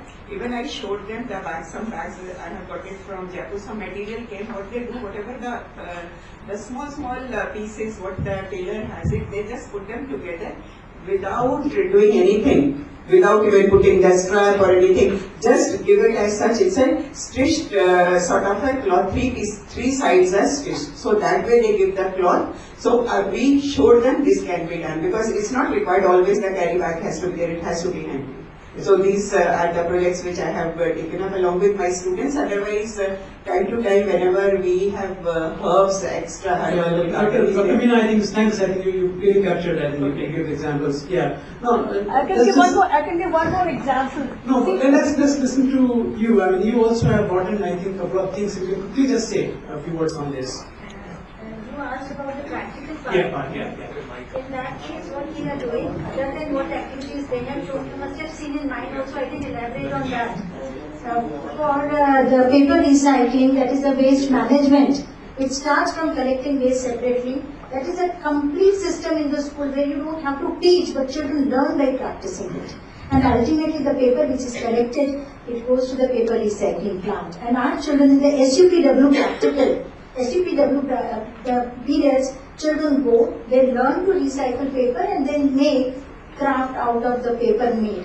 Also children from the slum area, we have a slum nearby, they come in the afternoon for their educational support where we provide them with the vocational training. They learn beautifully to make different types of paper through this machine and then use it, make paper bags, and they are sold also. So there are many such examples you'll have if you come to school. Environmental studies has now to be made not individualistic but a collective group wise. It has to be, you have eco clubs in the school, you have interact clubs in the school, you have SUPW, you have work experience, and in general study period in 11th and 12th, as ma'am says, what you can do is that you talk of varieties of social issues. This is also one of the social issues. You can take it up, just take any cutting from the paper, ask children to respond to it, so they will be able to answer through their awareness throughout their stay in the school which they have created. Teachers have been talking, they are watching what is happening, you are taking so many projects, so many activities, environmental department also supports you. So they will be able to speak out what they think about it, and from there you can get whether children are on the right track or not. Ultimately, if you want children to respond immediately and become environment friendly, I tell my teachers to have patience. All the children are children, they would like to try out many things that they have not tried, and they would like to follow what teachers say. But when they grow up and they realize all the things which is told to you by your teachers, they somewhere stay in back of your mind. Am I right? At the right time, when you think of those things told to you in the school time and helps you to take a right decision, I think that one little act is enough for us to feel, yes, our efforts have been. Thank you. Now we have three questions lined up for the Ministry of Environment and Forest. The first one actually is the handprint issue. Is it just enough to get the handprint, or you also looking at the quantification down the line? One. Second is, when you assign 2,500 rupees to Eco Club, does it also go around with the actionable component? And the third obviously is, what is beyond picture and postcards? Is there action related to that? The answer to first query is, the idea is to encourage the students to increase the handprints. Okay. It's audible. The answer to your question is, we are looking forward for quantification also. The idea is to increase the Size of the handprint. So it means we are looking forward for quantification also. And as far as this nominal grant of 2,500 is concerned, we do give them a suggestive list of, indicative list of activities, which is just a suggestive, it is not the exhaustive list. You know, like it's a mixture of awareness and action component activities. Awareness means you can do rallies, camps, essay competitions, and as far as the action activities are concerned, you know, it could be herbal garden, it could be kitchen garden, it could be vermicompost. So it's a mixture of activity which has been given to them for that nominal grant of 2,500 rupees. The last question actually was, there is this poster and picture trend which you normally get to see in eco clubs. So is it going beyond that? Peter, for you. Poster and pictures? Yes. Normally the poster competition. No, it's beyond that also. You know, like if we see the activities, it's not only awareness and posters, it is more than that. Dr. Sabat, when he will be sharing his Delhi case studies, you will see many, like examples wherein action component has been involved. Bird watching, then you have compost, then e-wasting. So it's beyond the posters. So what is being shared is that the posters actually come afterward. There are a lot of actionable things which go in, and then it also captured in posters. This is what I took it from here. But another thing is this infusion being integrated into school's policy as well? Is the school as a policy, as their own policy, practicing what is being taught? See, the thing is that many things we write on papers, and it depends upon the school system to really pick it up and practice it. And there are so many, there are more than millions of schools in the country. It is not possible that everywhere NCERT can go, isn't it? NCERT who can only as a policy can say this is to be done. The states are going to implement it at their own pace. So that's how it is going to come up slowly, gradually. We are expecting it will come up. Yeah? For example, I tell you, some 5 years back, I had gone to Andhra Pradesh. There, in one of the teachers' training programs, I found that that was the time it was coming that don't use polythene bags. What they suggested that use your used vests, stitch them up, put certain drawings over them, and carry them as a carry bags. So such things really come up slowly. Somebody's idea comes and it comes up. Yeah? So similarly, it's the school as such. If you go through the Supreme Court directive, you will say that school is also supposed to be environmental friendly.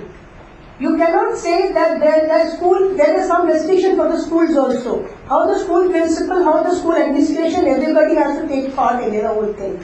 But it will all take its own time and growth. That's the basic thing. So thank you very much. I'll leave with just one thought here. It has been a good interaction, some absolutely thought-provoking ideas coming from the panelists, and then further enriched by the question which you raised. I think one thing which came out from one of the panelists was, I personally feel this is an action and she said that I am here to learn. I'm here to learn. It's not so much about teaching you or telling you, but I'm here to learn.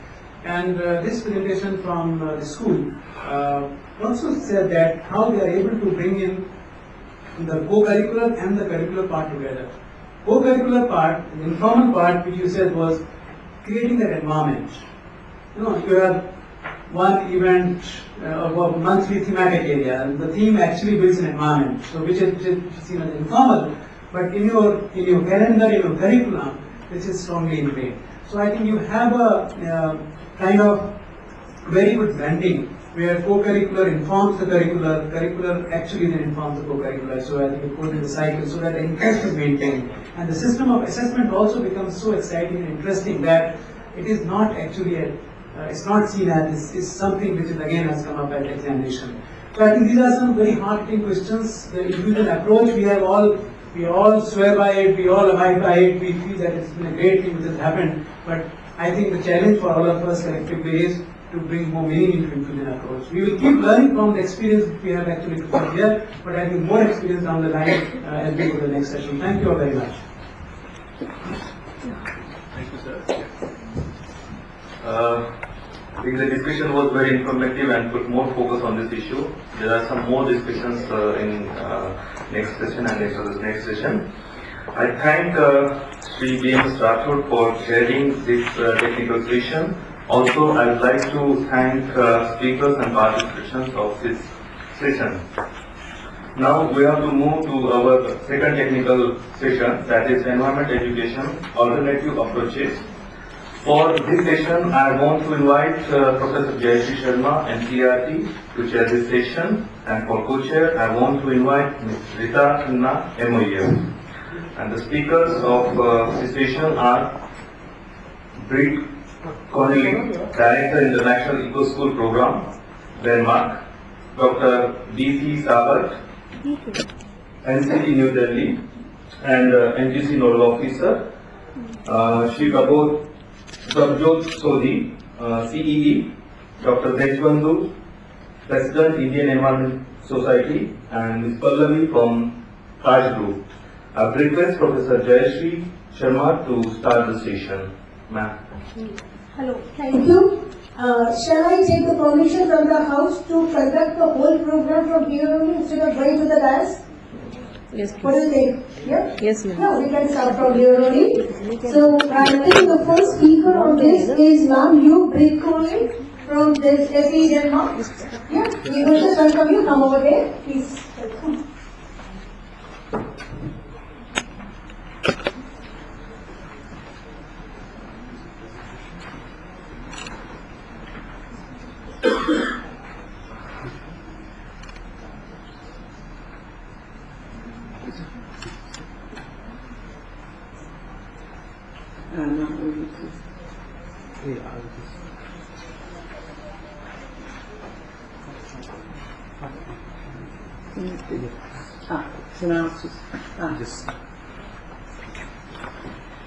Good afternoon, everybody. It's a great pleasure to be here. I found all of that really, really interesting. I've learned a lot. I'd like to thank Toxics Link and NCERT for inviting me. It's great to be here. Let's see, I'm just going to move this over a bit. I mean, I'm down as alternative, but I see a great many similarities between what I'm going to tell you about and what you've already been talking about. So, but there's definitely room for synergy, and let's see how it works out. Yeah, I think I can go on. What I'm going to do is tell you about FEE to begin with, the Foundation for Environmental Education, for whom I work. And I'm the International Director for Eco Schools Programme, so I'll be focusing most on that. But I just want to tell you a little bit about FEE to begin with and the other programmes that we run there. Okay? So FEE is, we're a non-profit, non-government organisation and promoting sustainable development through environmental education, like a lot of you people here. We're an umbrella organisation. So if India was to come on board. We're having discussions with C at the moment. So then C would join FEE, CFEE, and then run the program, and schools would register with C in India to become part of the global program. We'd love to have you on board. We started 1981, 4 countries in Europe. In 2001, we lost one of the E's. It was Foundation for Environmental Education in Europe to begin with. Lost our European E when South Africa joined. And now, in 2013, there are 66 countries working through 73 organizations as members of FEE. Our partners include UNWTO, which is tourism, UNEP, UNESCO. We're also with, we've signed an MOU with Earth Charter, and we're also working with the Biodiversity BCD organization, and a few others actually. So let's see,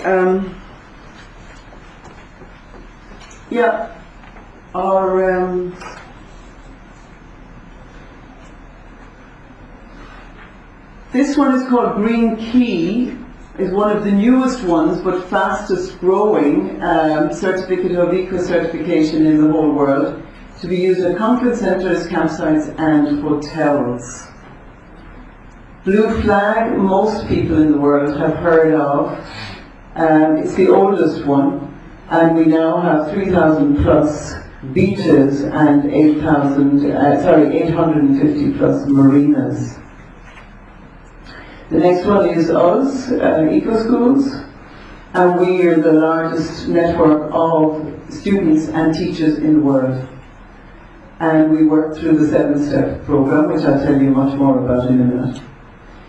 The next one is called YRE. You can't really see it very clearly, but it stands for Young Reporters for the Environment, and is a very important one because, of course, we need the media to be involved at every stage.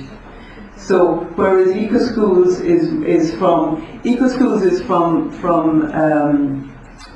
kindergarten right up to university, and YRE is more sort of at the top of that range, so that it overlaps with Eco Schools. Many of the Eco Schools, schools who run Eco Schools program also run YRE sort of in conjunction with it. This last one is called LEAF, and learning about forests, and we use it also, we offset. I've travelled all the way from Denmark to India, not good for our environment, but we offset double the amount, and we use that money, it's our Global Forest Fund, and we use that money with LEAF and plant lots of trees, and also work with projects where the children are given money to develop projects and to work on projects. It seems to be very successful. It's also quite new. Okay, so Singapore is the newest country on board. We're delighted. So you've got a neighbour. And Malaysia came on board a few years ago, and Mongolia came on board 2 years ago. Also, you can see China is on, but they're very new, so they've been on board for about 2 years, so we're going to really see some increases in the next years. USA is the same. So as you can see, you're missing, we need you, and then all the superpowers, as it were, will be on. Also, hopefully we'll have Australia on board in the very near future. But there you've got 66 countries. It's not too bad. I think, so we're on to Eco Schools. Small steps. Eco Schools is about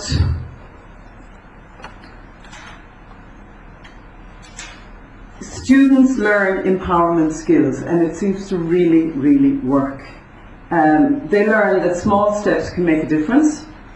They learn that they can actually change things. They learn to have a positive view of the future. and they learn that they can change, that they can improve their own schools, their own country, their own neighbourhood, and the whole world. As I said, it's from kindergarten to university, and in the previous, the early morning talk, Mr. Rathmore talked about teacher-trainer colleges. It's from kindergarten, as I say, right up to university. And also, Satish asked questions earlier. He said, do the students learn? And I'll tell you a short story later about proof that the students do actually learn. Yes, they do.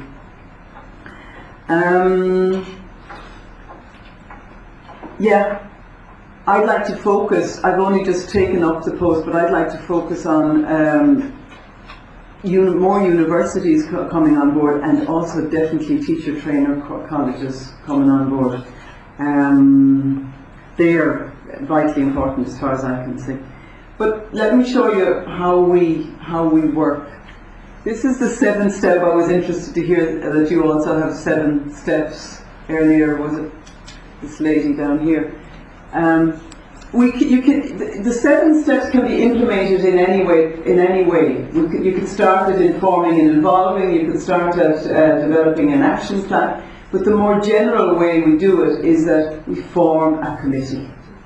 So the school forms a committee. It's a representative committee. The students are given the idea of they're the leaders. So it's got to be mostly students, also teachers, headmasters are usually involved. There'll be administrative staff from the canteen, from the technical departments and so on and so forth, technical assistants, the cleaners. As I said, it has to be representative, but the committee are the ones, they're the engine. They fuel the whole work that's done. And it's representative, and the core, oh my goodness, I've got to go fast. The core is democratic. It's as democratic as possible. It can be, the committee can form a group of between 5 people to up to 40 people. Before developing an action plan, you've got to do you run an environmental review in the school. How to improve, what's of interest, what's inspiring. The curriculum, everything is integrated into the curriculum. It's very, very important. If it's not working properly, then we go back here again. So that's why the circle is really important. So if you're not reaching our goals, we go back and monitor, evaluate, and figure out how to improve, and come back and improve things. This one is also very important, informing and involving. This is where the community becomes involved, the parents, other schools, spreading knowledge and telling about what's been achieved. The code is also very important. It introduces often an artistic element. The code is based on the old ISO 14000 from the beginning, but now it's become adapted to schools. The basis is still green.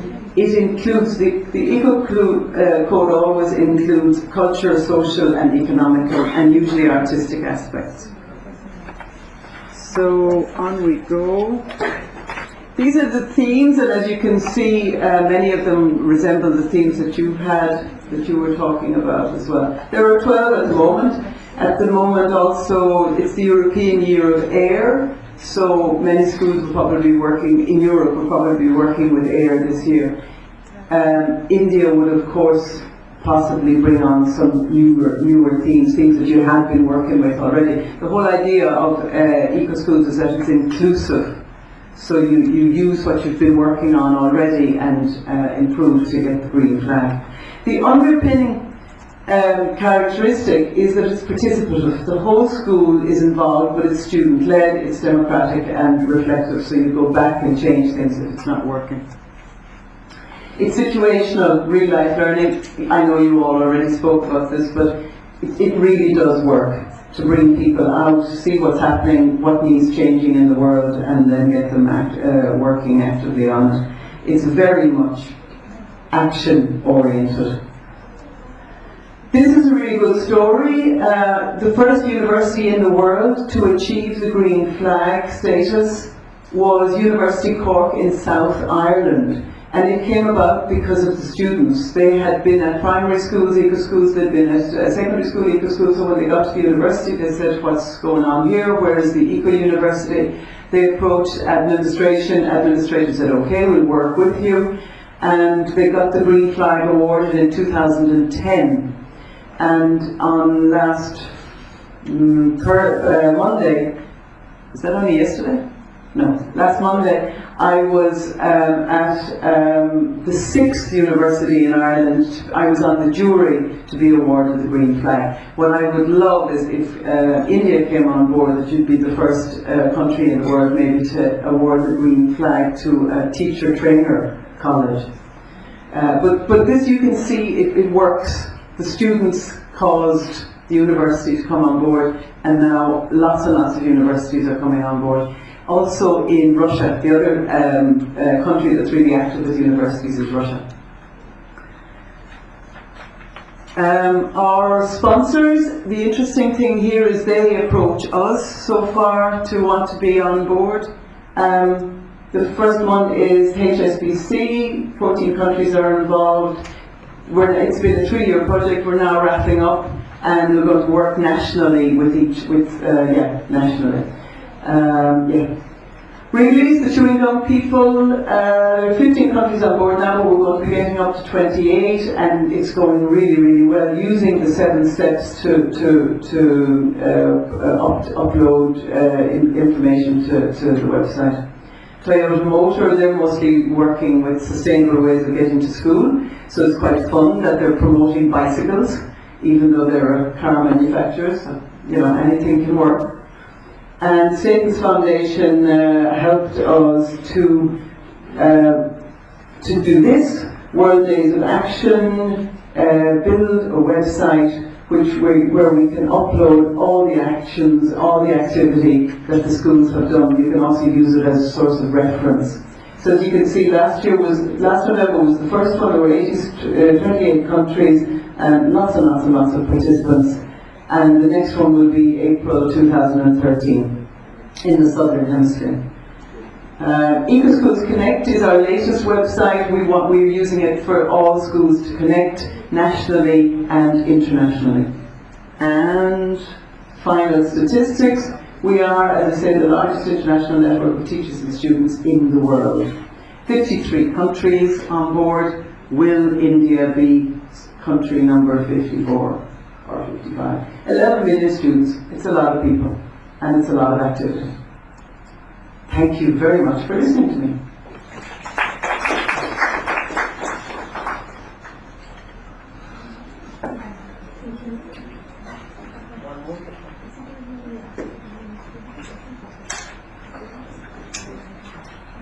Thank you.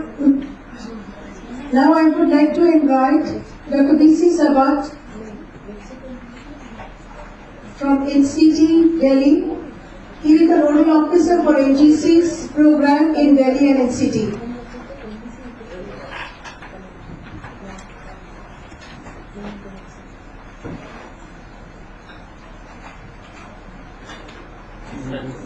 Dr. Shah.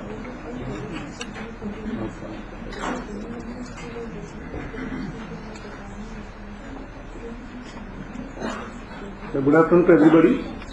I think a lot of things have been spoken. I may not say much more. Many of our teachers from Delhi, principals, they have spoken about the scheme. As NGC, I think that also Rita has already maybe told all of you. The NGC is very popular throughout the country, National Green Corps, and popularly known as the Eco Clubs. The objective of the program is, I think, to sensitize the students on environmental issues, and many more have spoken about these things. This is a non-formal system but supports the formal education system. And genesis of the program, I think everybody know, I may not go this much on this. How this work, the government of India, they have guidelines they have given, and every state has to follow. Every state has a nodal agency, and they are all doing according to the guidelines of the ministry.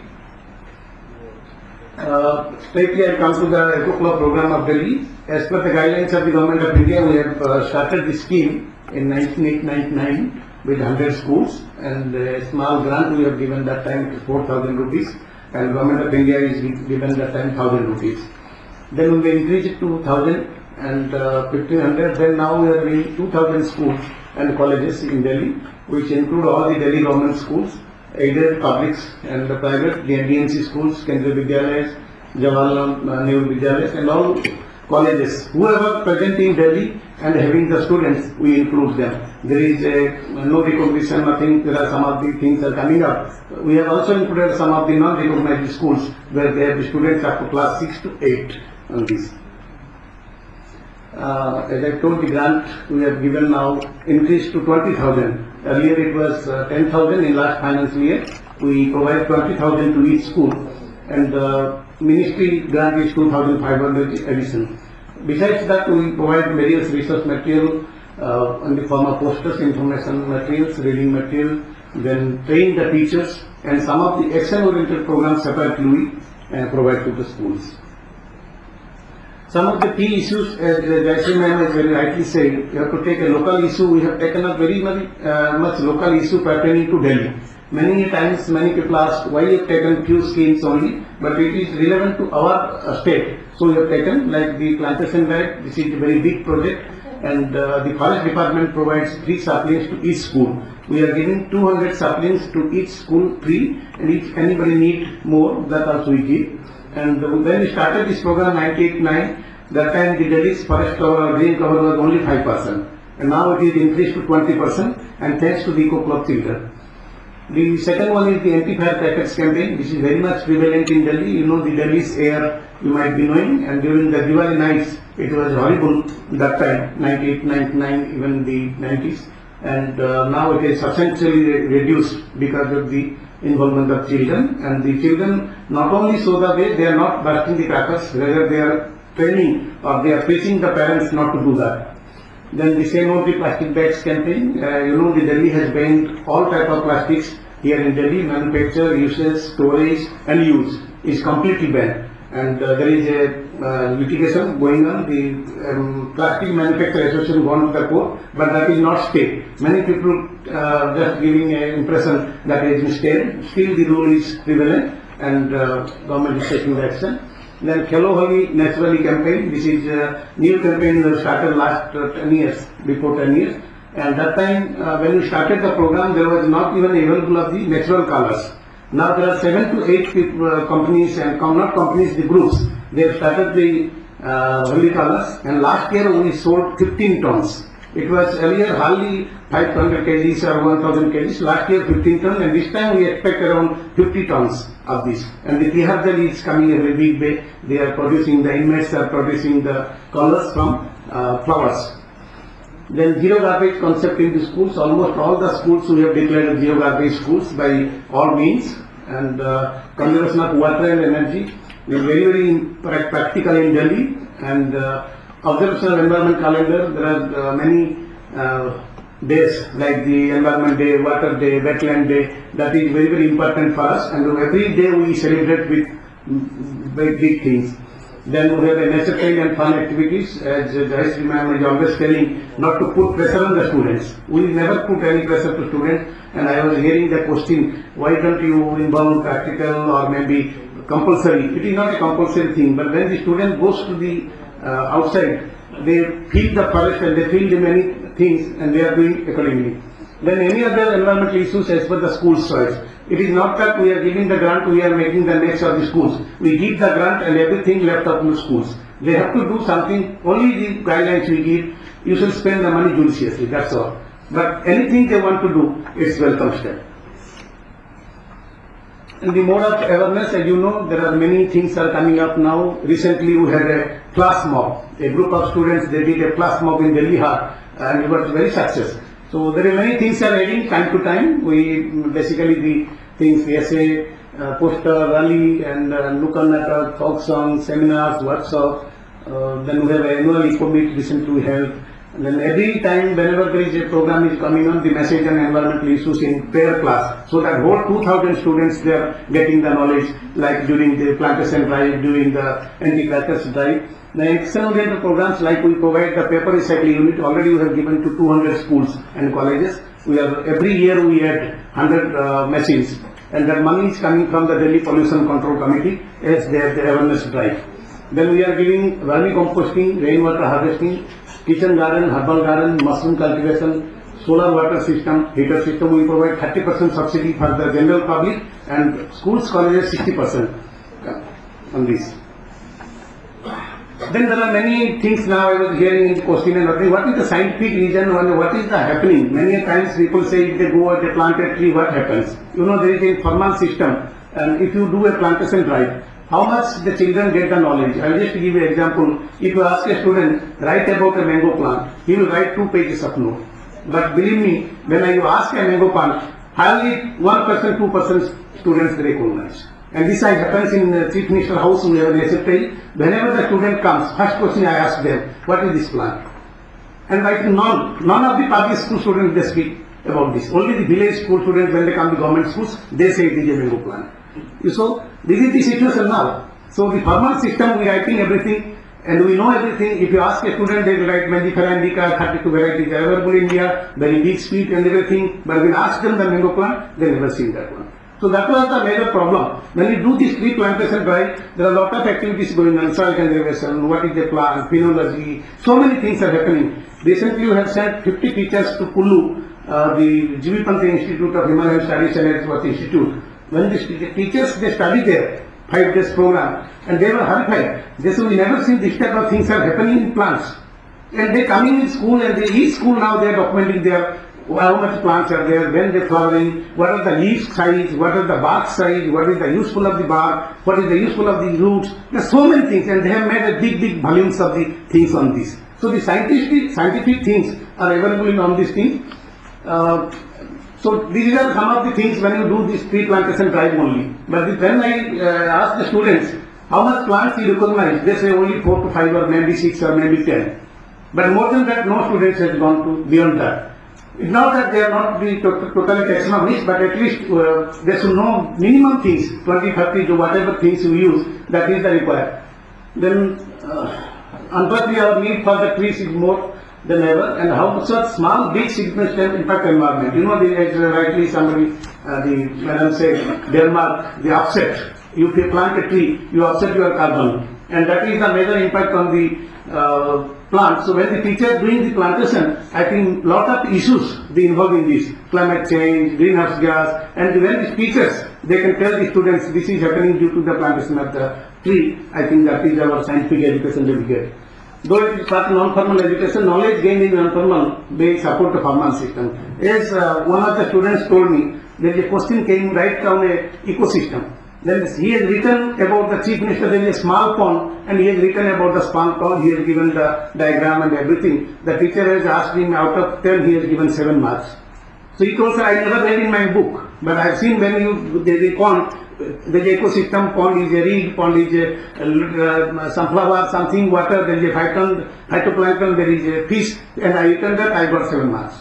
So there are many things are like that when you see the non-formal issues and the formal system. Write down a river. Somebody seen the river. If you write that, I think you will get a good mark out of that. I was a lecturer in university. I always tell the students, don't read much. See the things and you write. Whatever you see, you write. I think that will match with your formal and non-formal thing. So I think that is the very much required.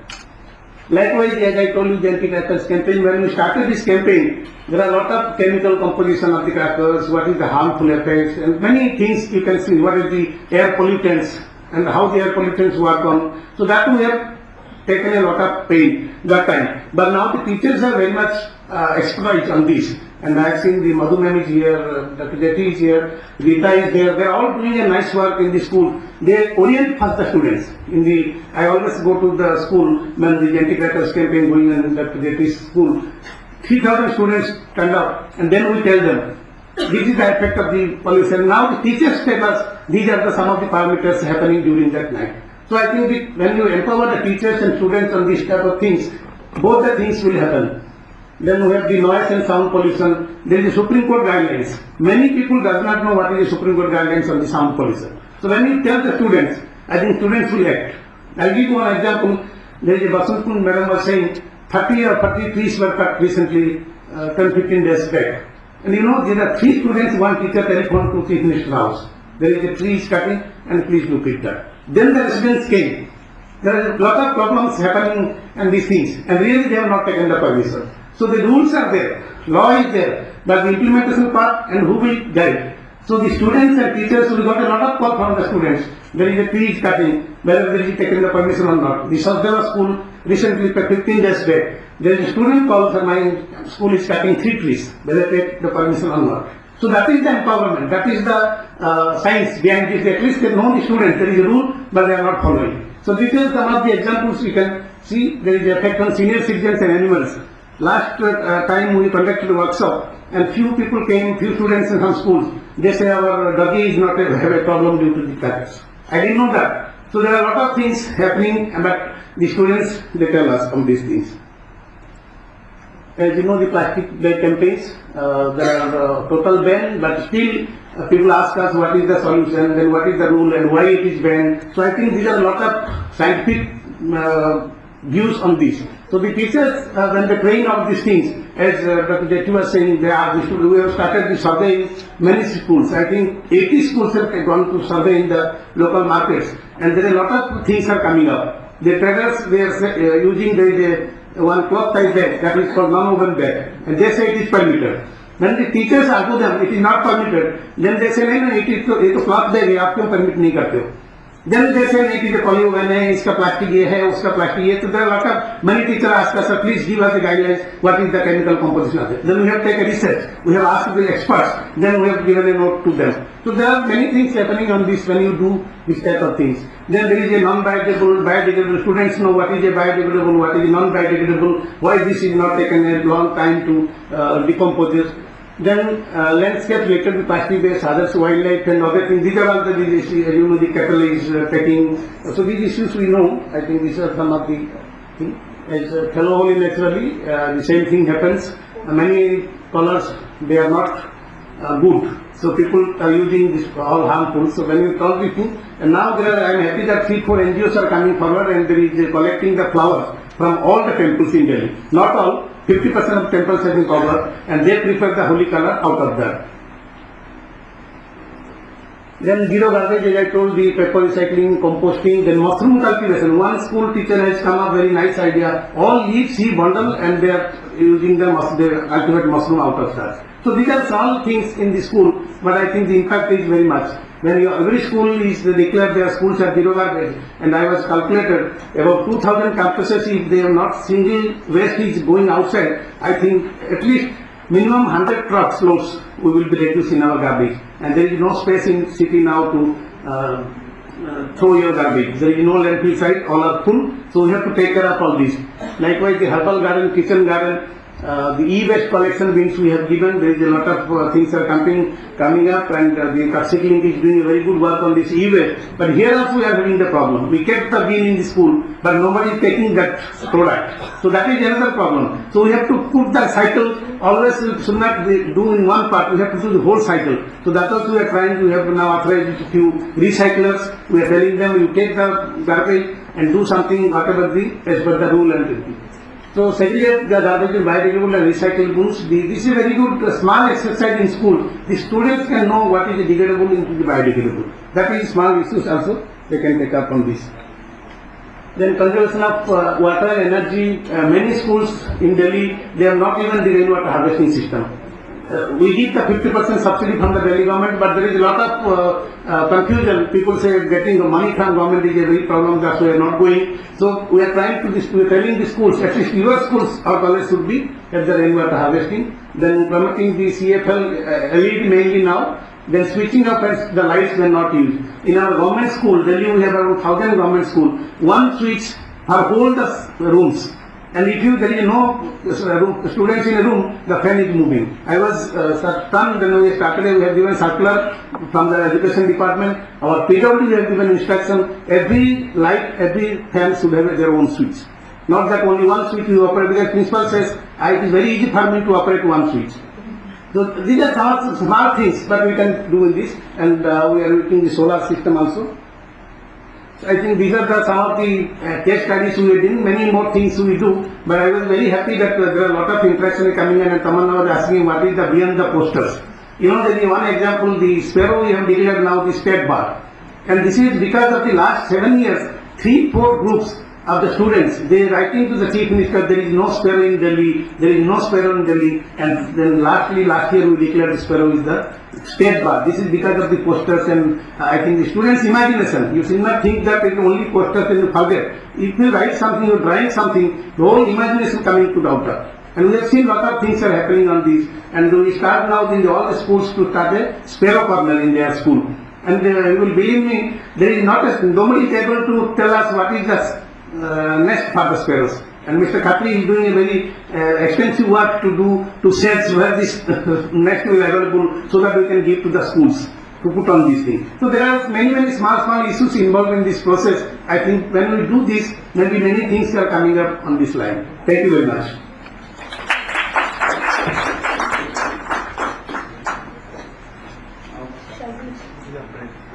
We'll take the session now.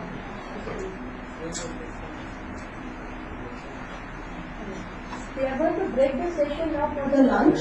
ये तो कहने की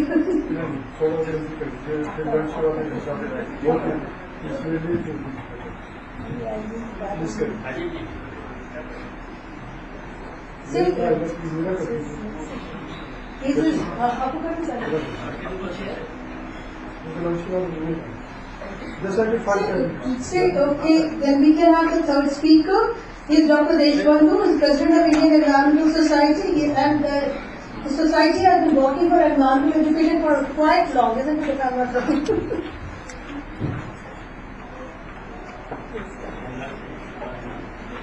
This is the presentation.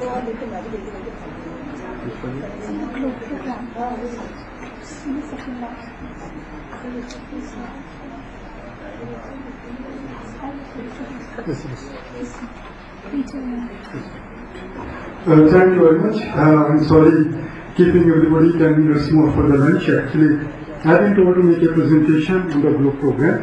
The GLOBE is Global Learning and Observation to Benefit the Environment. I would like to go very quickly and invite you to join this program. If anybody has any question, feel free to ask.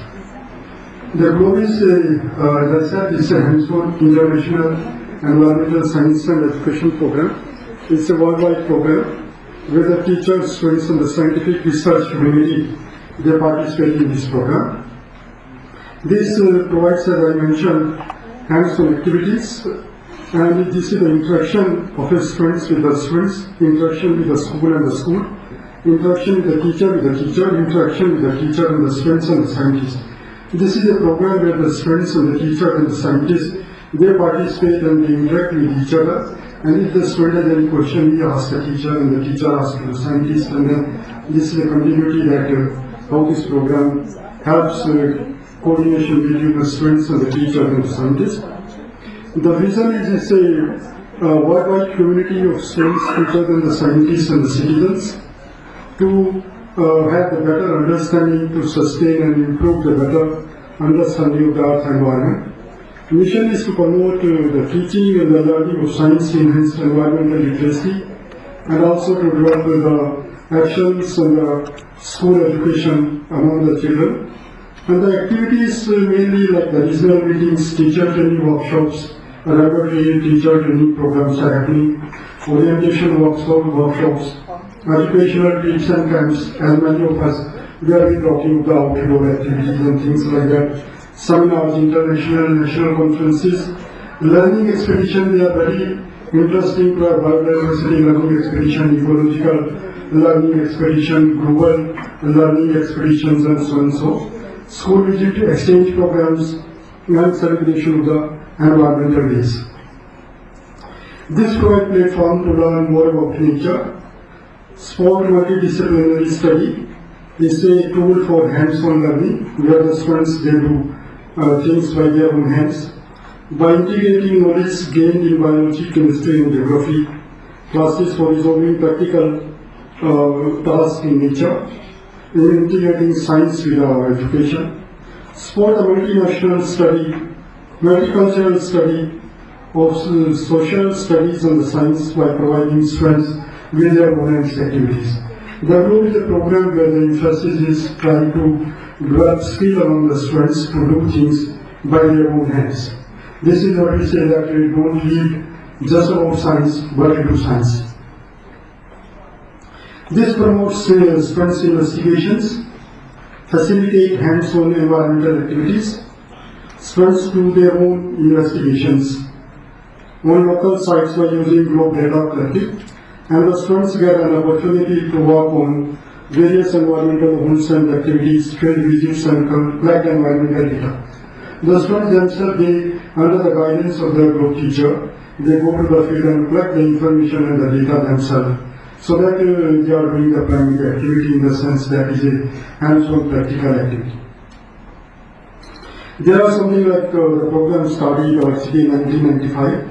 114 countries they are participating in this program, including India. There are 58,000 school teachers and 25,000 schools participating in this program. 1.5 million they are participating, the students are participating, and more than 23 million measurements means the data has been generated by the students under this program. The Ministry of Environment is a nodal agency for this program. In India, more than 2,500 schools from 21 states are participating in GLOBE program. And the GLOBE program, as I mentioned, it's a hands-on activities, environmental issues related to the science and so and so. Now here we can see some of the activities done by the students and the teachers, collecting the data themselves, where they really go in the field and collect the information and data. And the parameters which are covered in GLOBE program is the atmospheric investigation, in which the cloud of generation, what type of the clouds are there, which cloud is raining clouds and so, maximum, minimum, and the current temperature, precipitation, that is rainfall, pH of the precipitation. These are some of the protocols, investigations done under the atmospheric investigation. Transparency, I take 2 minutes. 2 minutes. Hydrology investigation, the transparency, electronic conductivity, TDS, pH, and the temperature. The soil investigation is soil profile characterization, soil type, soil color, soil moisture, and temperature.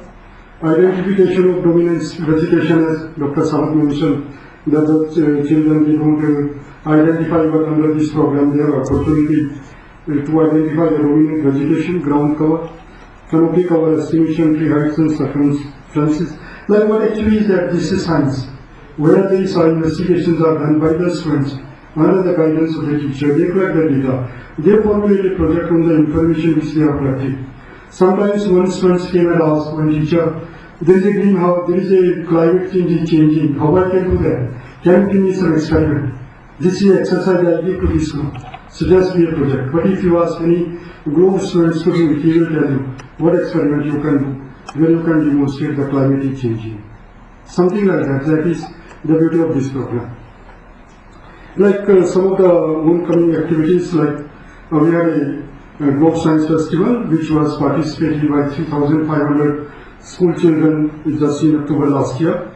Then we had an exchange program, like 22 children from GLOBE students in India, they went to Thailand to make presentation on their GLOBE activities, what they have been doing in India. We have a program, some of the project under GLOBE which has been formulated, say with Yamuna to say Ganga campaign. I'm not going to go through this, but if you look at the website of Indian Environmental Society, you can have. And if any one of you is interested, I will be happy to give a copy of this, and you can give a copy of this presentation to anyone if he is asking. Anu is the one working on the GLOBE program with me. Then we have started a GLOBE program like GLOBE Science Solar Care, which GLOBE program starting this year, where the students have the opportunity to appear in examination and do things like that, to get idea of the scientific investigation and the theoretical part of this. Saving Himalayas campaign is another activity which we are having with Nepal. Bangladesh, as I mentioned, under 14 countries are the member, like in this program, the Nepal, Bangladesh, India, and then some of these countries, they are working in this program. And then what we have a European scientist is like something, in his school we try to identify one, I had like a scientist, young scientist who is a global young scientist trying to see that play the leadership role. And then global, like what happens usually if you have left school and you have been involved in a globe program, what we try to promote is a global alumni. You can be still a part of this activity. As a global alumni, what we have a global alumni meet, where the global alumni, the students are invited, and the world students are invited so that they can continue their interest working related in this program. Upcoming some of the events is that tomorrow and day after, we have a training program for the Eco Club teachers, and these school teachers are going to participate, and Dr. Sabat will be there. And then we have a video competition for the Global Arts Day. Then we have a workshop in Odisha, regional meeting of the country coordinators in Nepal, and our partners conferences in USA in August. That is some of the activity. I am sorry that concerning time, I have to finish up as chairperson directly. Thank you very much. Thank you so much. I'm really in a very short time. Now I think I'll just invite you, Dr. Sodhi. After lunch. After lunch? No, we can have lunch first. Why take away the enjoyment of the lunch? I thought we should just take it down. But if anyone wants to join this program and volunteer, please feel free. You will be very happy. Yeah, sure. Contact us. Sure. So due to running of short time, we have now break the station here itself. Now it's time for lunch break. So please join for lunch. We will be back after 1 hour to listen our other important speakers. And I request Mr. Rahul from Toxis Link to take a charge of announcement for the rest of the session and discussion after lunch. The lunch is ready in lobby. After lunch? Lunch? 30-35 minutes. 35 minutes. So we assemble here at 2:30? As quickly as possible.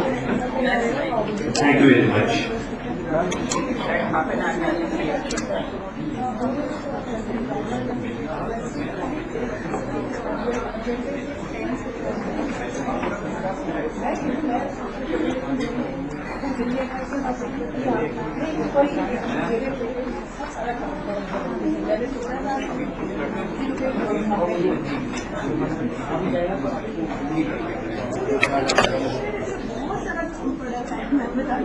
There